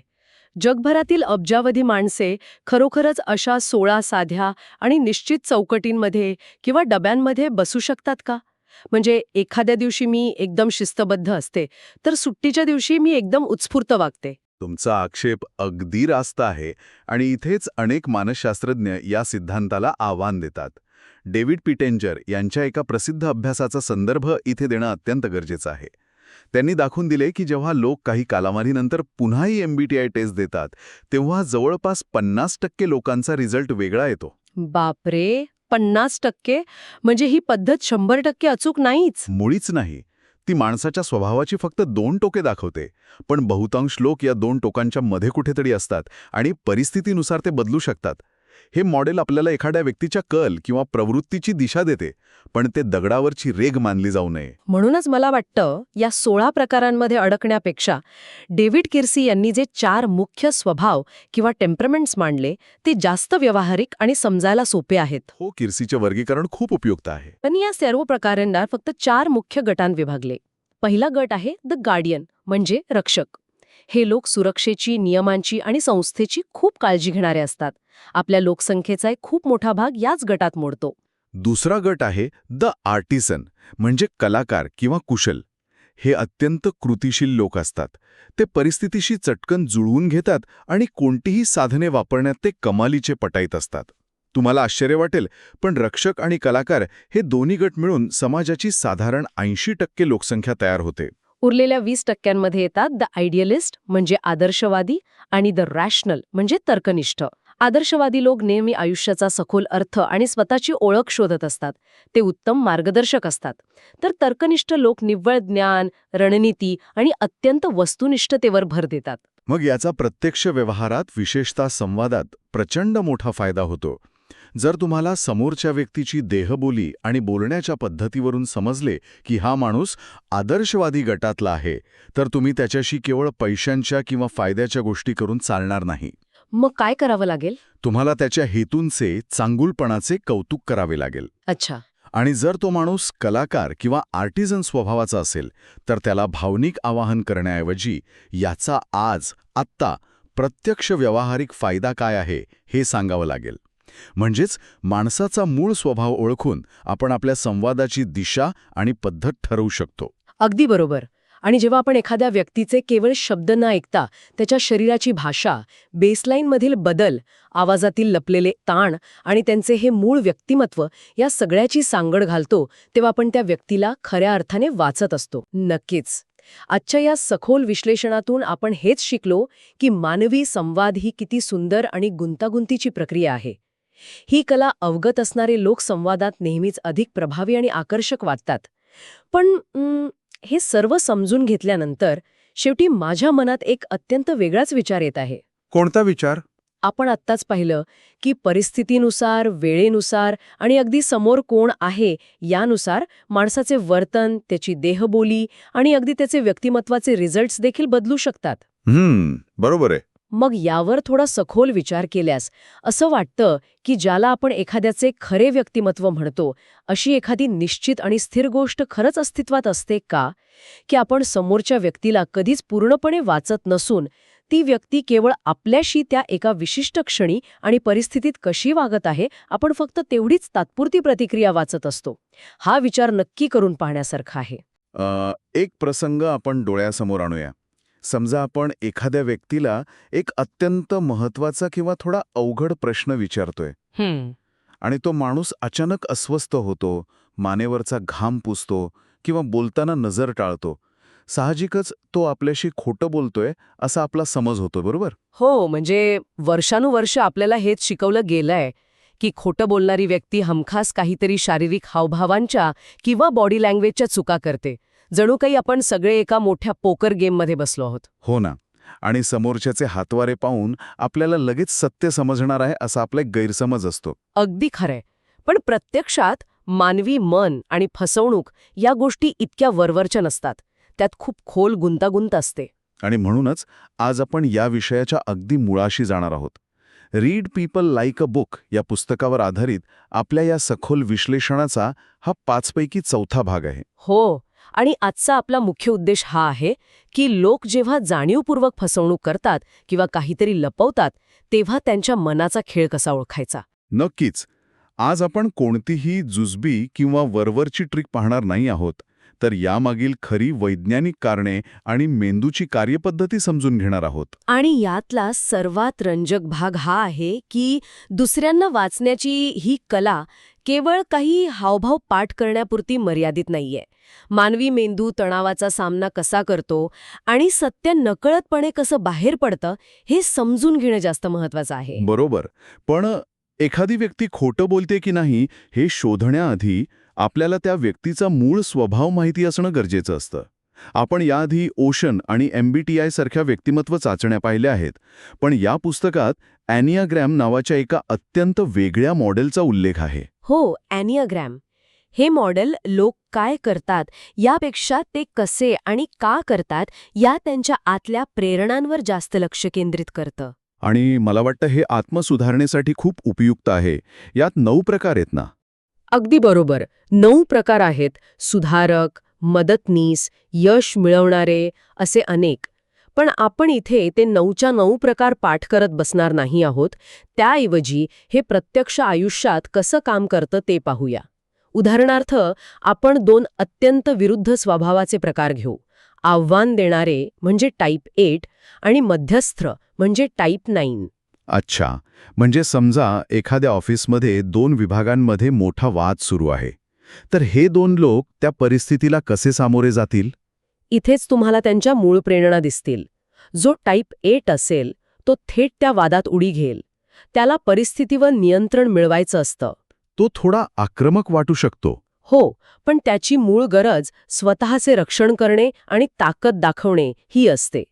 या उलट जो टाईप 9 असेल तो शक्यतो तो वाद टाळण्याचा प्रयत्न करेल.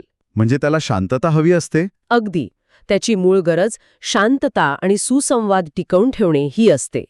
तो कदाचित त्या समस्येकडे सोयीस्करपणे दुर्लक्ष करेल जेणेकरून ऑफिसमधलं वातावरण खराब होऊ नये. हे खूपच स्पष्ट करणार आहे. पण कसं आहे, इथे मला एका गोष्टीकडे लक्ष वेधायचं आहे. आपण हे जे व्यक्तिमत्वाचे प्रकार बघतोय ते मला एका शहराच्या नकाशासारखे वाटतात. हां, छान रूपक आहे. म्हणजे नकाशा निश्चितच उपयुक्त असतो. तो आपल्याला दिशा दाखवतो. पण तो नकाशा म्हणजे प्रत्यक्ष शहर नसतं. रस्त्यावरचे खड्डे, तिथली हवा, माणसांची गर्दी हे सगळं नकाशात दिसत नाही. हो, अगदी तसंच. त्याचप्रमाणे एखादा टाईप 8चा माणूस आपल्याला अत्यंत रागीट किंवा आक्रमक वाटू शकतो, पण तो कदाचित फक्त अत्यंत आत्मविश्वासाने त्याचे विचार मांडत असेल. हे अत्यंत अचूक रूपक आहे. नकाशा आणि प्रत्यक्ष भूप्रदेश यात फरक असतोच आणि हीच या सर्व व्यक्तिमत्व चाचण्यांची सर्वात मोठी मर्यादा आहे. म्हणजे आपण त्यांच्यावर 100% अवलंबून राहू शकत नाही. नाहीच राहू शकत. लेखकाने स्पष्टपणे सावध केलंय की ही मॉडेल्स फक्त एक सुरुवात आहेत.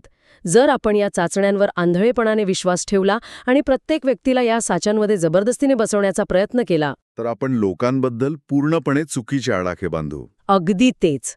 माणसाचे वर्तन हे परिस्थितीनुसार बदलत असते. आणि इथेच हा विषय खऱ्या अर्थाने रंजक वळण घेतो. कारण जर हे नकाशे अचूक नसतील आणि लोक खोटं बोलण्यात पटाईत असतील तर सत्य कसं शोधायचं? मला सांगा, खोटे पकडण्यात आपण माणसं खरोखर किती चांगली आहोत? वस्तुस्थिती खूपच धक्कादायक आहे. 2006 मध्ये झालेल्या एका अभ्यासानुसार केवळ सामान्य लोकच नाही तर ज्यांचे कामच सत्य शोधणे आहे असे पोलीस अधिकारी आणि न्यायाधीश देखील खोटे पकडण्यात फारसे चांगले नसतात. बापरे. म्हणजे प्रोफेशनल लोक सुद्धा फसवले जातात? हो, 20,000 लोकांवर हा प्रयोग करण्यात आला होता. आणि तुम्हाला आश्चर्य वाटेल, त्यापैकी फक्त 50 लोक असे आढळले जे 80% जास्त वेळा खोटे अचूकपणे पकडू शकले. एक मिनिट, काय सांगताय? 20,000 फक्त 50? हो, फक्त 50. म्हणजे या सगळ्याचा अर्थ असा होतो की आपण सगळे स्वतःला ह्युमन पॉलिग्राफ मशीन समजत असतो, आपला स्वतःवर प्रचंड विश्वास असतो, पण प्रत्यक्षात आपण अत्यंत वाईट निरीक्षक आहोत. असं का होतं? याला ट्रूथ बायस किंवा सत्याकडे असणारा आपला कल म्हणतात.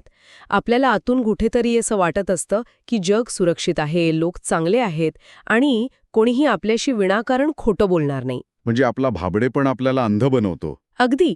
आपण समोरच्या व्यक्तीला संशयाच्या भोवऱ्यात उभे करायला कचरतो. आणि मगाशी आपण जे हावभावांबद्दल बोललो की खोटे बोलताना माणूस डोळे चोरतो किंवा अडखळतो, ते सगळं मग कुचकामी ठरतं का? पूर्णपणे. कारण खोटे बोलणारे लोक मूर्ख नसतात. जी माहिती आपण वाचतो तीच माहिती त्यांनाही उपलब्ध असते. समजा चेहऱ्याला हात लावल्यास संशय येतो हे त्यांना माहीत असेल तर ते जाणीवपूर्वक तसे करणे टाळतात. अच्छा, म्हणजे ते स्वतःच्या शरीरावर जास्त नियंत्रण ठेवतात. हो, आणि त्यांना हे माहीत असतं की नजर टाळल्यास संशय येईल. म्हणून ते खोटं बोलताना मुद्दाम डोळ्यात डोळे घालून थेट पाहतात. म्हणूनच फक्त शारीरिक हावभावांवर अवलंबून राहणं अत्यंत चुकीचे आहे. तर मग खोटं पकडल्याचा खरा आणि वैज्ञानिक मार्ग कोणता? जर आपण डोळ्यांवर विसंबून जाऊ शकत नाही तर मग आपण नक्की कशाचा शोध घ्यायचा? याचे उत्तर कॉग्नेटिव्ह लोड म्हणजे संज्ञानात्मक भार आणि सक्रिय संवाद यामध्ये दडलेले आहे. खोटं बोलणं ही मुळातच एक प्रचंड मोठी बौद्धिक कसरत असते. हे जरा सोप्या भाषेत समजून घेऊया. समजा मी ऑफिसला उशिरा पोहोचलो आणि मला खोटं कारण द्यायचं आहे. जर मी खरं बोलत असेन तर मेंदूला काहीच काम करावं लागत नाही. मी फक्त अलार्म वाजला नाही एवढंच आठवून सांगेन. हो, पण खोटं बोलताना मला पूर्ण नवीन कहाणी रचावी लागेल. ट्रॅफिक होतं सांगावं लागेल, कोणता रस्ता होता ते लक्षात ठेवावं लागेल आणि सर्वात महत्त्वाचं म्हणजे ही तयार केलेली स्क्रिप्ट मला सतत लक्षात ठेवावी लागेल. अगदी तंतोतंत. सत्य सांगताना मेंदू शांत असतो, पण खोटं बोलताना तुमचा मेंदू एकाच वेळी अनेक गोष्टी प्रोसेस करत असतो. तो ओव्हरड्राईव्हमध्ये जातो आणि याच ताणाचा वापर आपण खोटं पकडण्यासाठी करू शकतो. कसं? डॉक्टर रे बुल यांच्या मते समोरच्या व्यक्तीला जास्तीत जास्त बोलू द्यावे, ओपन एंडेड प्रश्न विचारावेत आणि मग त्यांच्यावर हा बौद्धिक ताण वाढवावा. त्यांना असे अनपेक्षित प्रश्न विचारावेत ज्यांची त्यांनी अजिबात तयारी केलेली नसेल. म्हणजे अनपेक्षित प्रश्नांनी त्यांची ती ठरलेली स्क्रिप्ट मोडते. अगदी बरोबर. पण इथे मला एक महत्त्वाचा आक्षेप घ्यावा असं वाटतो. समजा मी एखाद्या प्रामाणिक व्यक्तीला अचानक संशय घेऊन अनपेक्षित प्रश्न विचारला आणि तो माणूस भडकला किंवा रागवला, तर तो खोटे बोलतोय असा अर्थ होतो का? हा खूप महत्वाचा प्रश्न आहे. कारण कदाचित त्याला अचानक आपल्यावर संशय घेतल्याचा राग आला असेल ना. हा बचावात्मक राग आणि खोटारडेपणा यातला फरक कसा ओळखायचा? इथेच सखोल निरीक्षण कामी येतं. बचावात्मक राग आणि सत्य बोलणाऱ्याचा गोंधळ यात एक सूक्ष्म पण स्पष्ट फरक असतो. समजा तुम्ही अनपेक्षित प्रश्न विचारलात तर सत्य बोलणारी व्यक्ती अशा प्रश्नावर फक्त गोंधळून जाईल. ती शांतपणे विचार करेल आणि आपलीच गोष्ट पुन्हा अधिक स्पष्ट करण्याचा प्रयत्न करेल. म्हणजे प्रामाणिक व्यक्ती माहिती देण्यावर लक्ष केंद्रित करते. अगदी तेच. पण खोटे बोलणारा माणूस माहिती देण्याऐवजी वेळकाढूपणा करेल किंवा भडकेल. तो म्हणेल, तुला काय वाटतं मी खोटं आहे का? हे सगळे वेळ मिळवण्याचे आणि मेंदूवरील ताण लपवण्याचे मार्ग आहेत. आणि जेव्हा दोन लोक मिळून खोटे बोलत असतात तेव्हा काय होतं? डॉक्टर जेम्स ड्रिंकल यांच्या अभ्यासानुसार जेव्हा दोन लोक संगनमताने खोटे बोलत असतात तेव्हा ते एकमेकांच्या गोष्टीत उत्स्फूर्तपणे भर घालत नाहीत. ते फक्त ठरवलेली स्क्रिप्ट बोलतात. पण जेव्हा दोन लोक सत्य बोलत असतात तेव्हा ते संवादात अत्यंत सहजतेने एकमेकांना पूरक माहिती देतात. म्हणजे मध्येच एकमेकांना अडवून आठवण करून देतात की नाही रे, आपण त्या दुसऱ्या दुकानात गेलो होतो, असं काहीतरी. हो, खोट्या कहाणीत हा नैसर्गिक प्रगल्भपणा नसतो. हे सगळं ऐकायला खूपच लॉजिकल वाटतं. पण मगाशी आपण म्हणालो की शरीराची भाषा पूर्णपणे निरुपयोगी नाही. जेव्हा मेंदूवर हा प्रचंड ताण येतो तेव्हा शरीर काहीच प्रतिक्रिया देत नाही का? शरीर प्रतिक्रिया देतं. याला माजी FBI एजंट जॉन नवारो व्हेंटिलेटिंग म्हणतात. जेव्हा मेंदू खोटं बोलताना अतिवेगाने काम करत असतो तेव्हा शरीराची नैसर्गिक ताणतणावाची यंत्रणा सुरू होते. यामुळे शरीराचे तापमान वाढते. अच्छा, म्हणजे घाम येणं वगैरे. हो, आणि म्हणूनच नकळतपणे व्यक्ती स्वतःला थंड करण्याचा प्रयत्न करते. उदाहरण, शर्टाचे बटण उघडणे, कॉलर सेल करणे किंवा मानेवरचा घाम पुसणे. त्यांचे डोळे जास्त मिचमिचवतात आणि बाहुल्या विस्फारतात. हे मेंदूवर आलेल्या ताणाचे संकेत आहेत. हे खरोखरच अवाक करणार आहे. पण आता थोडा वेगळा विचार करूया. हे सगळं करण्यासाठी म्हणजे अनपेक्षित प्रश्न विचारणे, ताण वाढवणे यासाठी एक दीर्घ संवाद आवश्यक आहे. पण बऱ्याचदा आपल्याकडे वेळ नसतो. एखाद्या जॉब इंटरव्ह्यूमध्ये अवघ्या काही सेकंदात किंवा मिनिटात अंदाज बांधावा लागतो. तिथे काय करायचं? तिथे थिन स्लायसिंग ही संकल्पना कामाला येते. नलिनी अंबाडी आणि रॉबर्ट रोझेन्थल यांच्या मते अत्यंत कमी माहितीतून म्हणजेच थिन स्लाइसेसमधून अचूक पॅटर्न शोधणं शक्य आहे. म्हणजे एखाद्या अत्यंत अनुभवी कला समीक्षकासारखं? हो, जो समीक्षक एखाद्या चित्राकडे फक्त 2 सेकंड पाहतो आणि सांगतो की हे चित्र बनावट आहे. त्याला लगेच लॉजिक सांगता येणार नाही, पण त्याच्या मेंदूने तो सूक्ष्म पॅटर्न ओळखलेला असतो. अगदी अचूक. आणि याच थिन स्लायसिंगचा वापर जॉन गॉटमन यांनी जोडप्यांच्या अभ्यासात केला. ते एखाद्या जोडप्याला फक्त 5 मिनिटे पाहून ते 15 वर्षे एकत्र राहतील की नाही हे 95% अचूकतेने सांगू शकत होते. अरे वा, फक्त 5 मिनिटात? हो, आणि यातली सर्वात मोठी गंमत म्हणजे जर त्यांनी जास्त वेळ पाहिलं तर त्यांची अचूकता 90% खाली येत असे. म्हणजे कधीकधी खूप जास्त माहिती आणि अतिविचार आपल्या मूळ अंतर्ज्ञानाला धुसर करतात तर. होय, आपला पहिला अंदाज महत्वाचा असतो, पण तो पूर्वग्रहांमुळे दूषित होऊ नये म्हणून नंतर जाणीवपूर्वक पुरावे गोळा करणे गरजेचे असते. आणि संवादात आपण जे पुरावे गोळा करू शकतो त्यातील एक मोठा भाग म्हणजे शब्दांची निवड. शब्दांची निवड म्हणजे लोक जे शब्द वापरतात त्यातून आपण त्यांचं खोटं पकडू शकतो. नक्कीच, लपवाछपवी करणारे लोक मी, माझे असे सर्वनाम वापरणे जाणीवपूर्वक टाळतात. ते स्वतःला परिस्थितीपासून दूर करण्याचा प्रयत्न करतात. हे तर कॉर्पोरेट जगात खूप पाहायला मिळतं. लॉरा रिटनहाऊस यांचा अभ्यास आहे ना यावर. हो, त्यांच्या मते कंपनीच्या वार्षिक पत्रांमध्ये जेवढा जास्त मी या शब्दाचा वापर होतो तेवढी त्या कंपनीची कामगिरी खराब असते. आणि यासोबतच आणखी एक गोष्ट म्हणजे कठीण शब्दांचा किंवा जार्गनचा अतिवापर. जर एखादी व्यक्ती अनावश्यकपणे कठीण तांत्रिक शब्द वापरत असेल तर ती केवळ स्वतःला हुशार दाखवण्याची धडपड करत असते. म्हणजे ते असुरक्षिततेतून येतं. हे खूपच उपयुक्त आहे. आता आपण शब्दांच्या पलीकडे जाऊन फक्त दृश्य संकेतांबद्दल बोलूया. संवादाशिवाय आपण फक्त पाहण्यातून काय समजू शकतो? उदाहरणार्थ एखाद्याचा फोटो किंवा कपडे. डॅचर केल्टनर यांचा हास्यावरचा अभ्यास खूप रंजक आहे. हास्याचे 2 प्रकार असतात. एक डुशेन हास्य, जे खरे असते, यात डोळ्यांजवळ सुरकुत्या पडतात, आणि दुसरे असते पॅन एम हास्य, जे फक्त ओठांपुरते मर्यादित आणि बनावट असते. अच्छा. त्यांच्या संशोधनात असे आढळले की ज्या स्त्रियांचे हास्य खरे होते त्यांचे वैवाहिक आणि आरोग्यविषयक जीवन भविष्यात अधिक सुखी असल्याचे दिसून आले.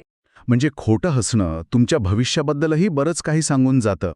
आणि कपड्यांबद्दल काय सांगाल? डॉक्टर जेनिफर बॉमगार्टनर यांचं जे कपड्यांचं मानसशास्त्र आहे त्याबद्दल. हो, कपडे हे आपली ओळख सांगत असतात. चांगले किंवा वाईट कपडे असा प्रकार नसतो. संदर्भ अत्यंत महत्वाचा असतो. एखाद्याने बांधकाम सुरू असलेल्या साईटवर महागडे दागिने आणि पांढरे शूज घातले असतील तर ते त्यांच्या चुकीच्या प्राधान्यक्रमांबद्दल खूप काही सांगते. म्हणजे जेव्हा आपण सकाळी कपडे निवडतो तेव्हा आपण नकळतपणे जगाला आपल्या मानसिक स्थितीचा एक रिपोर्ट कार्डच देत असतो. अगदी. आणि स्वतःच्या कपड्यांकडे दुर्लक्ष करणे हे नैराश्याचे लक्षण असू शकते. हे सर्व घटक आता एका पूर्ण चित्रासारखे एकत्र आले आहेत. म्हणजे दुसऱ्याला अचूकपणे वाचण्यासाठी आपल्याला फक्त डोळ्यांच्या हालचालींसारख्या एकाच गोष्टीवर अवलंबून राहायचं नाहीये. अगदी बरोबर. कपडे, हास्य, वापरलेले शब्द आणि संवादातील ताण या सर्व स्लाइसेस एकत्र करून आपण एका व्यक्तीचे संपूर्ण आणि अचूक चित्र उभे करू शकतो. हीच ती खरी कला आहे. अतिशय सुंदर. या सखोल विश्लेषणाचा समारोप करताना मला हेच जाणवतंय की लोकांना अचूकपणे वाचणे हे केवळ शारीरिक हावभाव पाहण्यापुरते मर्यादित नाही. संवादाची दिशा नियंत्रित करणे, मेंदूवर पडणारा ताण ओळखणे आणि पहिल्या 5 मिनिटातील थिन स्लायसिंग हे सगळं खूप महत्वाचं आहे. आणि जाता जाता यातून निर्माण होणारा एक अत्यंत गंभीर आणि प्रक्षोभक प्रश्न मला इथे मांडायचा आहे. नक्की सांगा. आज आपण इतरांचे खोटे पकडण्याचे आणि त्यांच्या नकळत दिलेल्या संकेतांचे विश्लेषण करण्याचं विज्ञान पाहिले. पण जर आपला मेंदू दुसऱ्यांचे हे सूक्ष्म संकेत वाचण्यात इतका तरबेज होऊ शकतो तर मग आपण स्वतःला आरशात पाहताना स्वतःच्याच खोट्या हास्याकडे किंवा स्वतःच रचलेल्या खोट्या कहाण्यांकडे जाणीवपूर्वक दुर्लक्ष का करतो? बापरे, हा खरंच खूप मोठा प्रश्न आहे. हो ना. इतरांचे कॉग्निटिव्ह लोड पकडणारे आपण स्वतःशीच खोटे बोलताना इतके सोयीस्करपणे कसे वागतो? यावर सर्वांनी नक्की विचार करा. खरंच आपण इतरांचे दोष शोधण्यात जितके हुशार आहोत तितकेच स्वतःला फसवण्यातही आहोत. या विचार करायला लावणाऱ्या मुद्द्यावरच आपण आज इथे थांबूया. जर मी असं म्हटलं की एखाद्या व्यक्तीचं घर, त्याने घातलेले कपडे किंवा अगदी त्याच्या ईमेल्सच्या वेळा बघून आपण थेट त्याच्या मनात डोकावू शकतो तर हे ऐकायला एखाद्या हॉलिवूडच्या गुप्तहेराच्या सिनेमासारखं वाटतंय. अगदी तसंच. आपल्याला नेहमी वाटतं की एखाद्या माणसाला खऱ्या अर्थाने समजून घ्यायला अनेक वर्षे लागतात. पण आजची आपली ही सखोल चर्चा हा समज पूर्णपणे बदलून टाकणार आहे. नक्कीच, कारण आज आपण एका अत्यंत अप्रतिम पुस्तकाच्या 5व्या आणि अंतिम भागावर लक्ष केंद्रित करत आहोत. बरोबर. या पुस्तकाचे पहिले 4 भाग सिद्धांतांवर आधारित होते, पण हा 5वा भाग खऱ्या अर्थाने प्रॅक्टिकल आहे. लोकांचं निरीक्षण कसं करायचं आणि अप्रत्यक्ष प्रश्नांतून त्यांच्या मनाचा अचूक ठाव कसा घ्यायचा हे याचं मूळ ध्येय आहे. चला तर मग हे सविस्तर समजून घेऊया. हो, आणि पुस्तकाचा हा भाग खरोखरच एका वेगळ्याच दुनियेत घेऊन जातो. म्हणजे मानसशास्त्रामध्ये या संपूर्ण प्रक्रियेला थिन स्लायसिंग असं म्हणतात. थिन स्लायसिंग म्हणजे एखाद्या गोष्टीचा अगदी छोटा तुकडा. हो, अगदी तेच. एखाद्या व्यक्तीच्या दैनंदिन जीवनातील अगदी छोट्या छोट्या कृतींमधून, त्यांच्या सवयींमधून आणि त्यांच्या सभोवतालच्या वातावरणातनं त्यांच्या संपूर्ण व्यक्तिमत्वाचा वेध घेणं. म्हणजे आपण सहसा लोक काय बोलतात यावर अवलंबून असतो, जे बऱ्याचदा खोटेही असू शकतं. अगदी बरोबर. पण खरी गंमत अशी आहे की लोक न बोलताही आपल्याबद्दल सतत खूप काही सांगत असतात. आणि आज आपण याच मूक भाषेचं म्हणजेच या पॅसिव्ह ऑब्झर्वेशनचं विज्ञान समजून घेणार आहोत. हे खरोखरच एखाद्या गुप्तहेराच्या कामासारखंच वाटतंय. पुस्तकाच्या या 5व्या भागात लेखकाने सर्वात आधी व्यक्तीच्या बाह्यरूपाकडे, विशेषतः कपड्यांकडे लक्ष वेधलंय. हां, आणि तिथे एक गोष्ट खूप रंजक आहे. ती कामाच्या वेळेतिरिक्त कामाचे कपडे घालण्याची ना. आपण सगळेच कामावर फॉर्मल कपडे घालतो, पण जे लोक सुट्टीच्या दिवशीही त्यांच्या कामाचेच कपडे घालतात. भलं, पण मला इथे एक शंका आहे. समजा एखादी गृहिणी आहे जी नेहमी जुने, साधे कपडे किंवा एखादा डाग लागलेला जुना टी-शर्ट घालूनच घरात वावरते. याचा अर्थ ती स्वतःकडे लक्ष देत नाही किंवा ती आळशी आहे असा होतो का? हां, खूपच चांगला प्रश्न आहे. वरवर पाहता आपल्याला तसंच वाटेल की ती व्यक्ती आळशी आहे. पण मानसशास्त्र याकडे वेगळ्या दृष्टिकोनातून बघतं. अच्छा, म्हणजे कसं? जेव्हा एखादी स्त्री, विशेषतः गृहिणी, सतत असे जुने आणि साधे कपडे घालते, तेव्हा ती अप्रत्यक्षपणे जगाला एक अत्यंत खोल, भावनिक संदेश देत असते. म्हणजे तिच्या कुटुंबाबद्दलचा संदेश? अगदी तेच. ती सांगत असते की माझ्यासाठी माझं स्वतःचं व्यक्तिमत्व किंवा माझं दिसणं यापेक्षा माझ्या कुटुंबाच्या गरजा पूर्ण करणं जास्त महत्त्वाचं आहे. बाप रे, म्हणजे तिची ओळख ही पूर्णपणे त्यागाशी जोडलेली असते. कपडे हे केवळ शरीर झाकण्याचं साधन नसून ते आपल्या अंतर्मनाचा आरसा असतात. बिलकुल. आणि रंगांबद्दल ही पुस्तकात एक भन्नाट गोष्ट सांगितली आहे. जे लोक नेहमी खूप गडद रंगाचे कपडे घालतात, हो, त्यांच्यात न्यूरोटिसिझम असू शकतो असं म्हटलंय. आता हे न्यूरोटिसिझम म्हणजे नक्की काय? न्यूरोटिसिझम म्हणजे थोडक्यात सांगायचं तर भावनिक अस्थिरता. ज्या व्यक्ती खूप लवकर चिंतेत पडतात, तणाव घेतात किंवा ज्यांच्या भावना सतत बदलत असतात, त्यांच्यात हा न्यूरोटिसिझम जास्त असतो. म्हणजे अशा व्यक्तींना गर्दीत स्वतःला लपवायचं असतं? हो, त्यांना एक प्रकारचा भावनिक बचाव हवा असतो. गडद रंगाचे कपडे त्यांना ती सुरक्षितता देतात, ते लक्ष वेधून घेत नाहीत. या उलट जे लोक नेहमी अत्यंत फॉर्मल, इस्त्री केलेले आणि टापटीप कपडे घालतात, ते सजगता किंवा कन्सेन्शियसनेस या गुणाचं लक्षण असतं. सजगता म्हणजे प्रत्येक गोष्टीत शिस्त आणि नियोजन असणं, बरोबर? अगदी बरोबर. अशा लोकांना त्यांच्या आयुष्यावर पूर्ण नियंत्रण हवं असतं. आणि ते नियंत्रण मिळवण्याची सर्वात पहिली पायरी म्हणजे स्वतःच्या बाह्य रूपावर नियंत्रण ठेवणं. म्हणजे कपड्यांची इस्त्री ही त्यांच्या डोक्यातील विचारांच्या स्पष्टतेचं प्रतीक असते. तर हे खूपच सखोल आहे.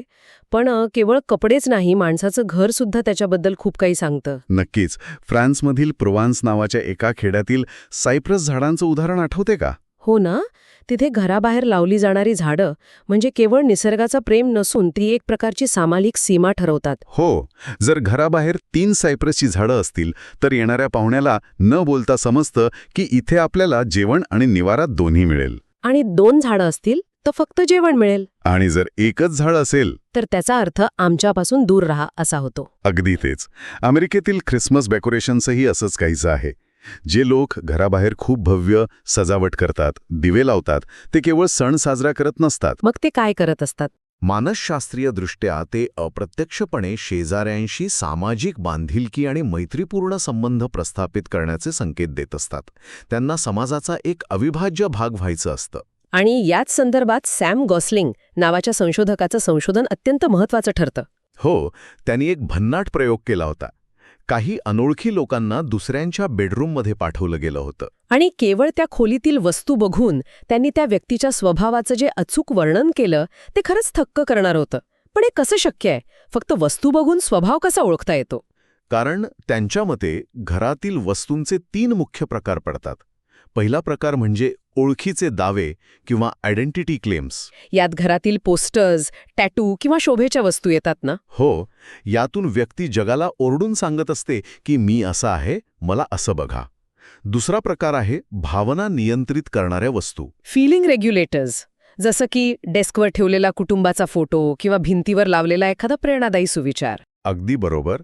हे इतरांसाठी नसतं, तर ते स्वतःच्या भावनांना आधार देण्यासाठी असतं. जेव्हा ती व्यक्ती निराश असते तेव्हा ती वस्तू तिला ताकद देते. म्हणजे आपलं घर हे एक खाजगी म्युझियम सारखं असतं, जिथे आपण नकळतपणे आपल्या स्वभावाचं प्रदर्शन भरवलेलं असतं. बरोबर ना? हे अगदी अचूक उदाहरण दिलं तुम्ही. आणि या म्युझियममधील तिसरा आणि सर्वात खरा प्रकार म्हणजे वर्तणुकीचे अवशेष किंवा बिहेवियरल रेसिड्यू. ज्या वस्तू आपल्या नकळत मागे राहतात त्या. हो, आपण मुद्दाम ज्या वस्तू ठेवतो त्या आपण नियंत्रित करू शकतो, पण रिकाम्या बाटल्यांचा ढीग, अर्धवट वाचून सोडलेलं पुस्तक किंवा टेबलवर तसंच विस्कटून पडलेलं काम, हे अवशेष माणसाच्या खऱ्या सवयी आणि त्यांचा बेशिस्तपणा उघड करतात. नक्कीच. पण मला इथे एक गोष्ट आठवली जी या पुस्तकात दिली आहे आणि ती थोडी विवादास्पद वाटू शकते. एका अभ्यासानुसार लोकांच्या बेडरूमच्या सजावटीवरून त्यांचा राजकीय कल समजू शकतो. हां, आपण इथे कोणतीही राजकीय बाजू घेत नाही आहोत, फक्त मूळ स्रोतातील संशोधनावर बोलत आहोत. हो, नक्कीच. पण असं म्हटलंय की पुराणमतवादी म्हणजे कन्झर्वेटिव्ह लोकांची खोली अधिक स्वच्छ, प्रकाशित आणि शिस्तबद्ध असते. आणि पुरोगामी म्हणजे लिबरल लोकांची खोली अधिक रंगीबेरंगी आणि विस्कळीत असते. हे खरंच एवढं साधं आणि सरळ असतं का? मला हे थोडं पचायला कठीण जाते. ही शंका अगदी रास्त आहे. हा कोणताही निरपवाद नियम नाही, पण ही एक सांख्यिकीय शक्यता आहे. यामागील विज्ञान समजून घेणं महत्वाचं आहे. म्हणजे विचारसरणीचा मूळ गाभा. हो, पुराणमतवादी विचारसरणीचा मूळ गाभा काय असतो तर परंपरा, नियम आणि सुरक्षितता. या लोकांना अचानक होणारे बदल आवडत नाहीत. आणि हीच मानसिक चौकट त्यांच्या बेडरूममध्ये प्रतिबिंबित होते. प्रत्येक वस्तू जागेवर असणं, स्वच्छता असणं. याउलट पुरोगामी विचारसरणीचा मूळ गाभा असतो ओपननेस टू एक्सपिरियन्स, म्हणजेच नवीन अनुभवांना सामोरे जाण्याची तयारी. त्यामुळे त्यांच्या खोलीत विविध प्रकारची पुस्तकं, सीडीज आणि जगभरातील कलाकुसरीच्या वस्तूंचा भरणा असतो. त्यांच्यासाठी विचारांचं वैविध्य हे शिस्तीपेक्षा जास्त महत्वाचं असतं. आता हे एकदम लॉजिकल वाटतंय ना? हो, आता उलगडा झाला. पण एक मिनिट, समजा मी कोणाच्या घरी गेलोच नाही तर? आजकाल आपण अनेक लोकांना फक्त ऑनलाईन भेटतो. डिजिटल जगात. हो ना, त्यांचे ऑफिसचे ईमेल्स बघतो किंवा त्यांचे सोशल मीडिया प्रोफाईल्स बघतो. मग तिथे हे वर्तणुकीचे अवशेष कसे शोधायचे? कारण तिथे तर घर किंवा बेडरूम दिसत नाही. हां, अत्यंत कळीचा मुद्दा आहे. भौतिक जगातील आपल्या सवयी थेट आपल्या डिजिटल जगात झिरपत असतात. एका संशोधकाने माणसाच्या झोपेच्या चक्राचा आणि ईमेल्सच्या वेळांचा जो अभ्यास केलाय तो खूप महत्वाचा आहे. हो, मी वाचलं ते. जर एखाद्या व्यक्तीचे ईमेल सतत रात्री उशिरा म्हणजे 2 किंवा 3 वाजता येत असतील तर ती व्यक्ती नाईट आऊल किंवा रात्री जागणारी असते. बरोबर. पण स्रोतामध्ये एक खूप जड शब्द वापरला आहे. अशा लोकांमध्ये डार्क ट्रायडचे गुणसूत्र असू शकतात. हे डार्क ट्रायड नक्की काय प्रकरण आहे? डार्क ट्रायड ही मानसशास्त्रातील एक संकल्पना आहे ज्यात 3 अत्यंत नकारात्मक गुणांचा समावेश होतो. आत्मकेंद्रितपणा, इतरांचा स्वतःच्या फायद्यासाठी वापर करण्याची प्रवृत्ती आणि सहानुभूतीचा पूर्ण अभाव. बापरे! म्हणजे रात्री उशिरापर्यंत जागे राहणाऱ्यांमध्ये हे गुण जास्त असतात. थोड्या प्रमाणात जास्त आढळण्याची शक्यता असते. यामागे उत्क्रांतीचं कारण आहे. प्राचीन काळी रात्रीच्या अंधारात समाजाचे नियम आणि बंधने शिथिल व्हायची. अच्छा, म्हणजे जो माणूस रात्री जागा असायचा तो एकतर काहीतरी सर्जनशील करत असायचा किंवा इतरांपासून लपून स्वतःचा स्वार्थ साधत असायचा. त्यामुळे रात्री उशिरा येणारे ईमेल्स केवळ वेळेची सवय सांगत नाहीत, तर ती व्यक्ती समाजाच्या ठरलेल्या चौकटी बाहेर जाऊन विचार करणारी आहे हे दर्शवतात. आणि याउलट सकाळी लवकर उठून काम करणारे लोक अधिक महत्वाकांक्षी आणि समाजाच्या नियमांचं पालन करणारे असतात. हे ऐकून मी आता माझ्या इनबॉक्समधील रात्री आलेले ईमेल्स नक्कीच वेगळ्या नजरेने बघणार आहे. हो ना? पण मग सोशल मीडियाचं काय? मला नेहमी एक प्रश्न पडतो की लोक सोशल मीडियावर स्वतःचा आदर्श रूप दाखवतात. म्हणजे मी प्रत्यक्षात कितीही दुःखी असलो तरी सतत प्रवासाचे फोटो टाकून माझं आयुष्य किती भारी आहे हे दाखवतो. मग अशा खोट्या जगातून माणसाचा खरा स्वभाव कसा ओळखायचा?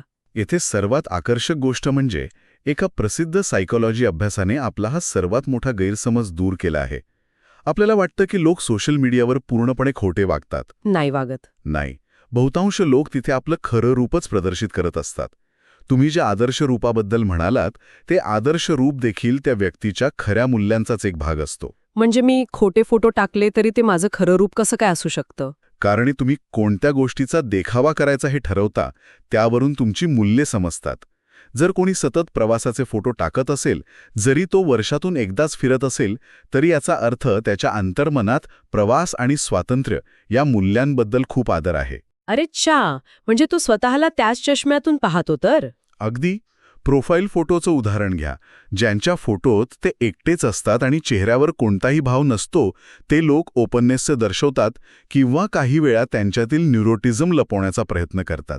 आणि हस्तमुख आणि अनेक लोकांसोबत असणारे फोटो हे त्या व्यक्तीचा बहिर्मुख आणि मनमिळाऊ स्वभाव दर्शवतात. क्या बात आहे.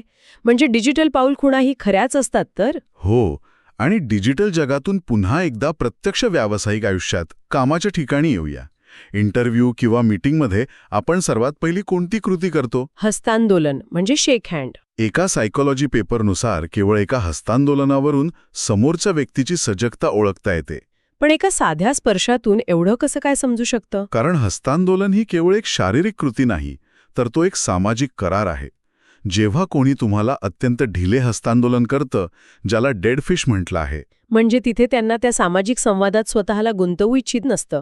हो, त्यांच्यात आत्मविश्वासाची कमतरता असते किंवा त्यांना या भेटीत अजिबात स्वारस्य नसतं. तो एक प्रकारचा भावनिक बचाव असतो. आणि जर कोणी आपला तळहात खाली झुकवून हस्तांदोलन करत असेल तर? तो उत्क्रांतीचा भाग आहे. तळहात खाली ठेवणं म्हणजे नकळतपणे वर्चस्व गाजवण्याचा प्रयत्न करणं. तो समोरच्याला सांगत असतो की मी तुझ्यापेक्षा वरचढ आहे. आणि जर कोणी दोन्ही हातांनी तुमचा हात पकडून शेकहँड करत असेल तर तो जास्तीत जास्त प्रामाणिकपणा आणि जवळीक दाखवण्याचा प्रयत्न करत असतो. अगदी बरोबर. आत्तापर्यंत आपण लोकांचे कपडे, घर, ईमेल्स आणि हस्तांदोलन पाहिलं, पण जर मला कोणाचा खरा स्वभाव समजून घ्यायचा असेल तर मी त्याला थेट विचारू शकतो ना की भाऊ तू नक्की कसा आहेस? पण याचं उत्तर नेहमीच खोटं किंवा गुळगुळीत असतं. हो ना, लोक मला शांतता आवडते अशीच रटाळ उत्तरं देतात. नेमकं हेच. मानसशास्त्रात याला सोशल डिझायरेबिलिटी बायस म्हणतात.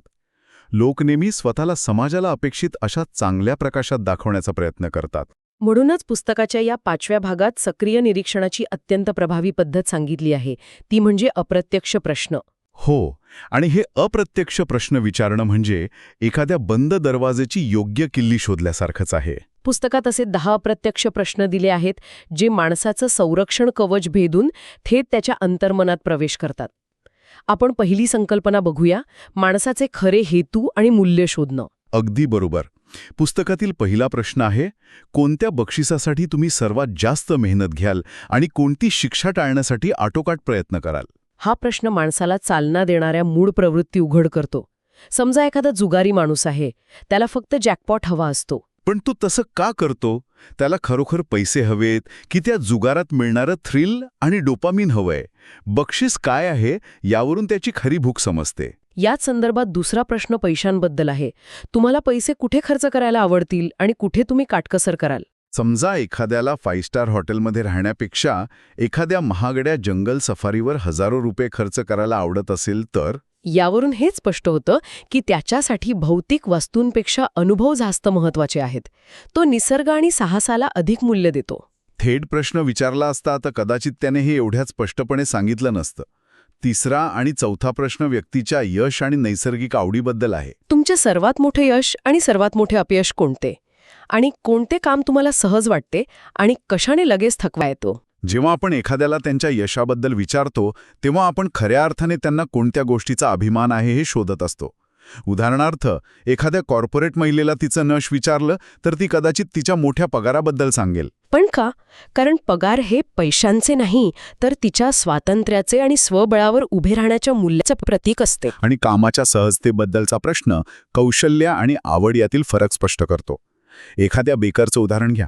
तो कदाचित नवीन रेसिपी बनवण्यात खूप हुशार नसेल, पण तरीही त्याला त्यात प्रचंड आनंद मिळतो. तो थकत नाही. या उलट, हिशोब ठेवण्यात तो खूप हुशार असेल, पण ते काम करताना तो लगेच थकतो.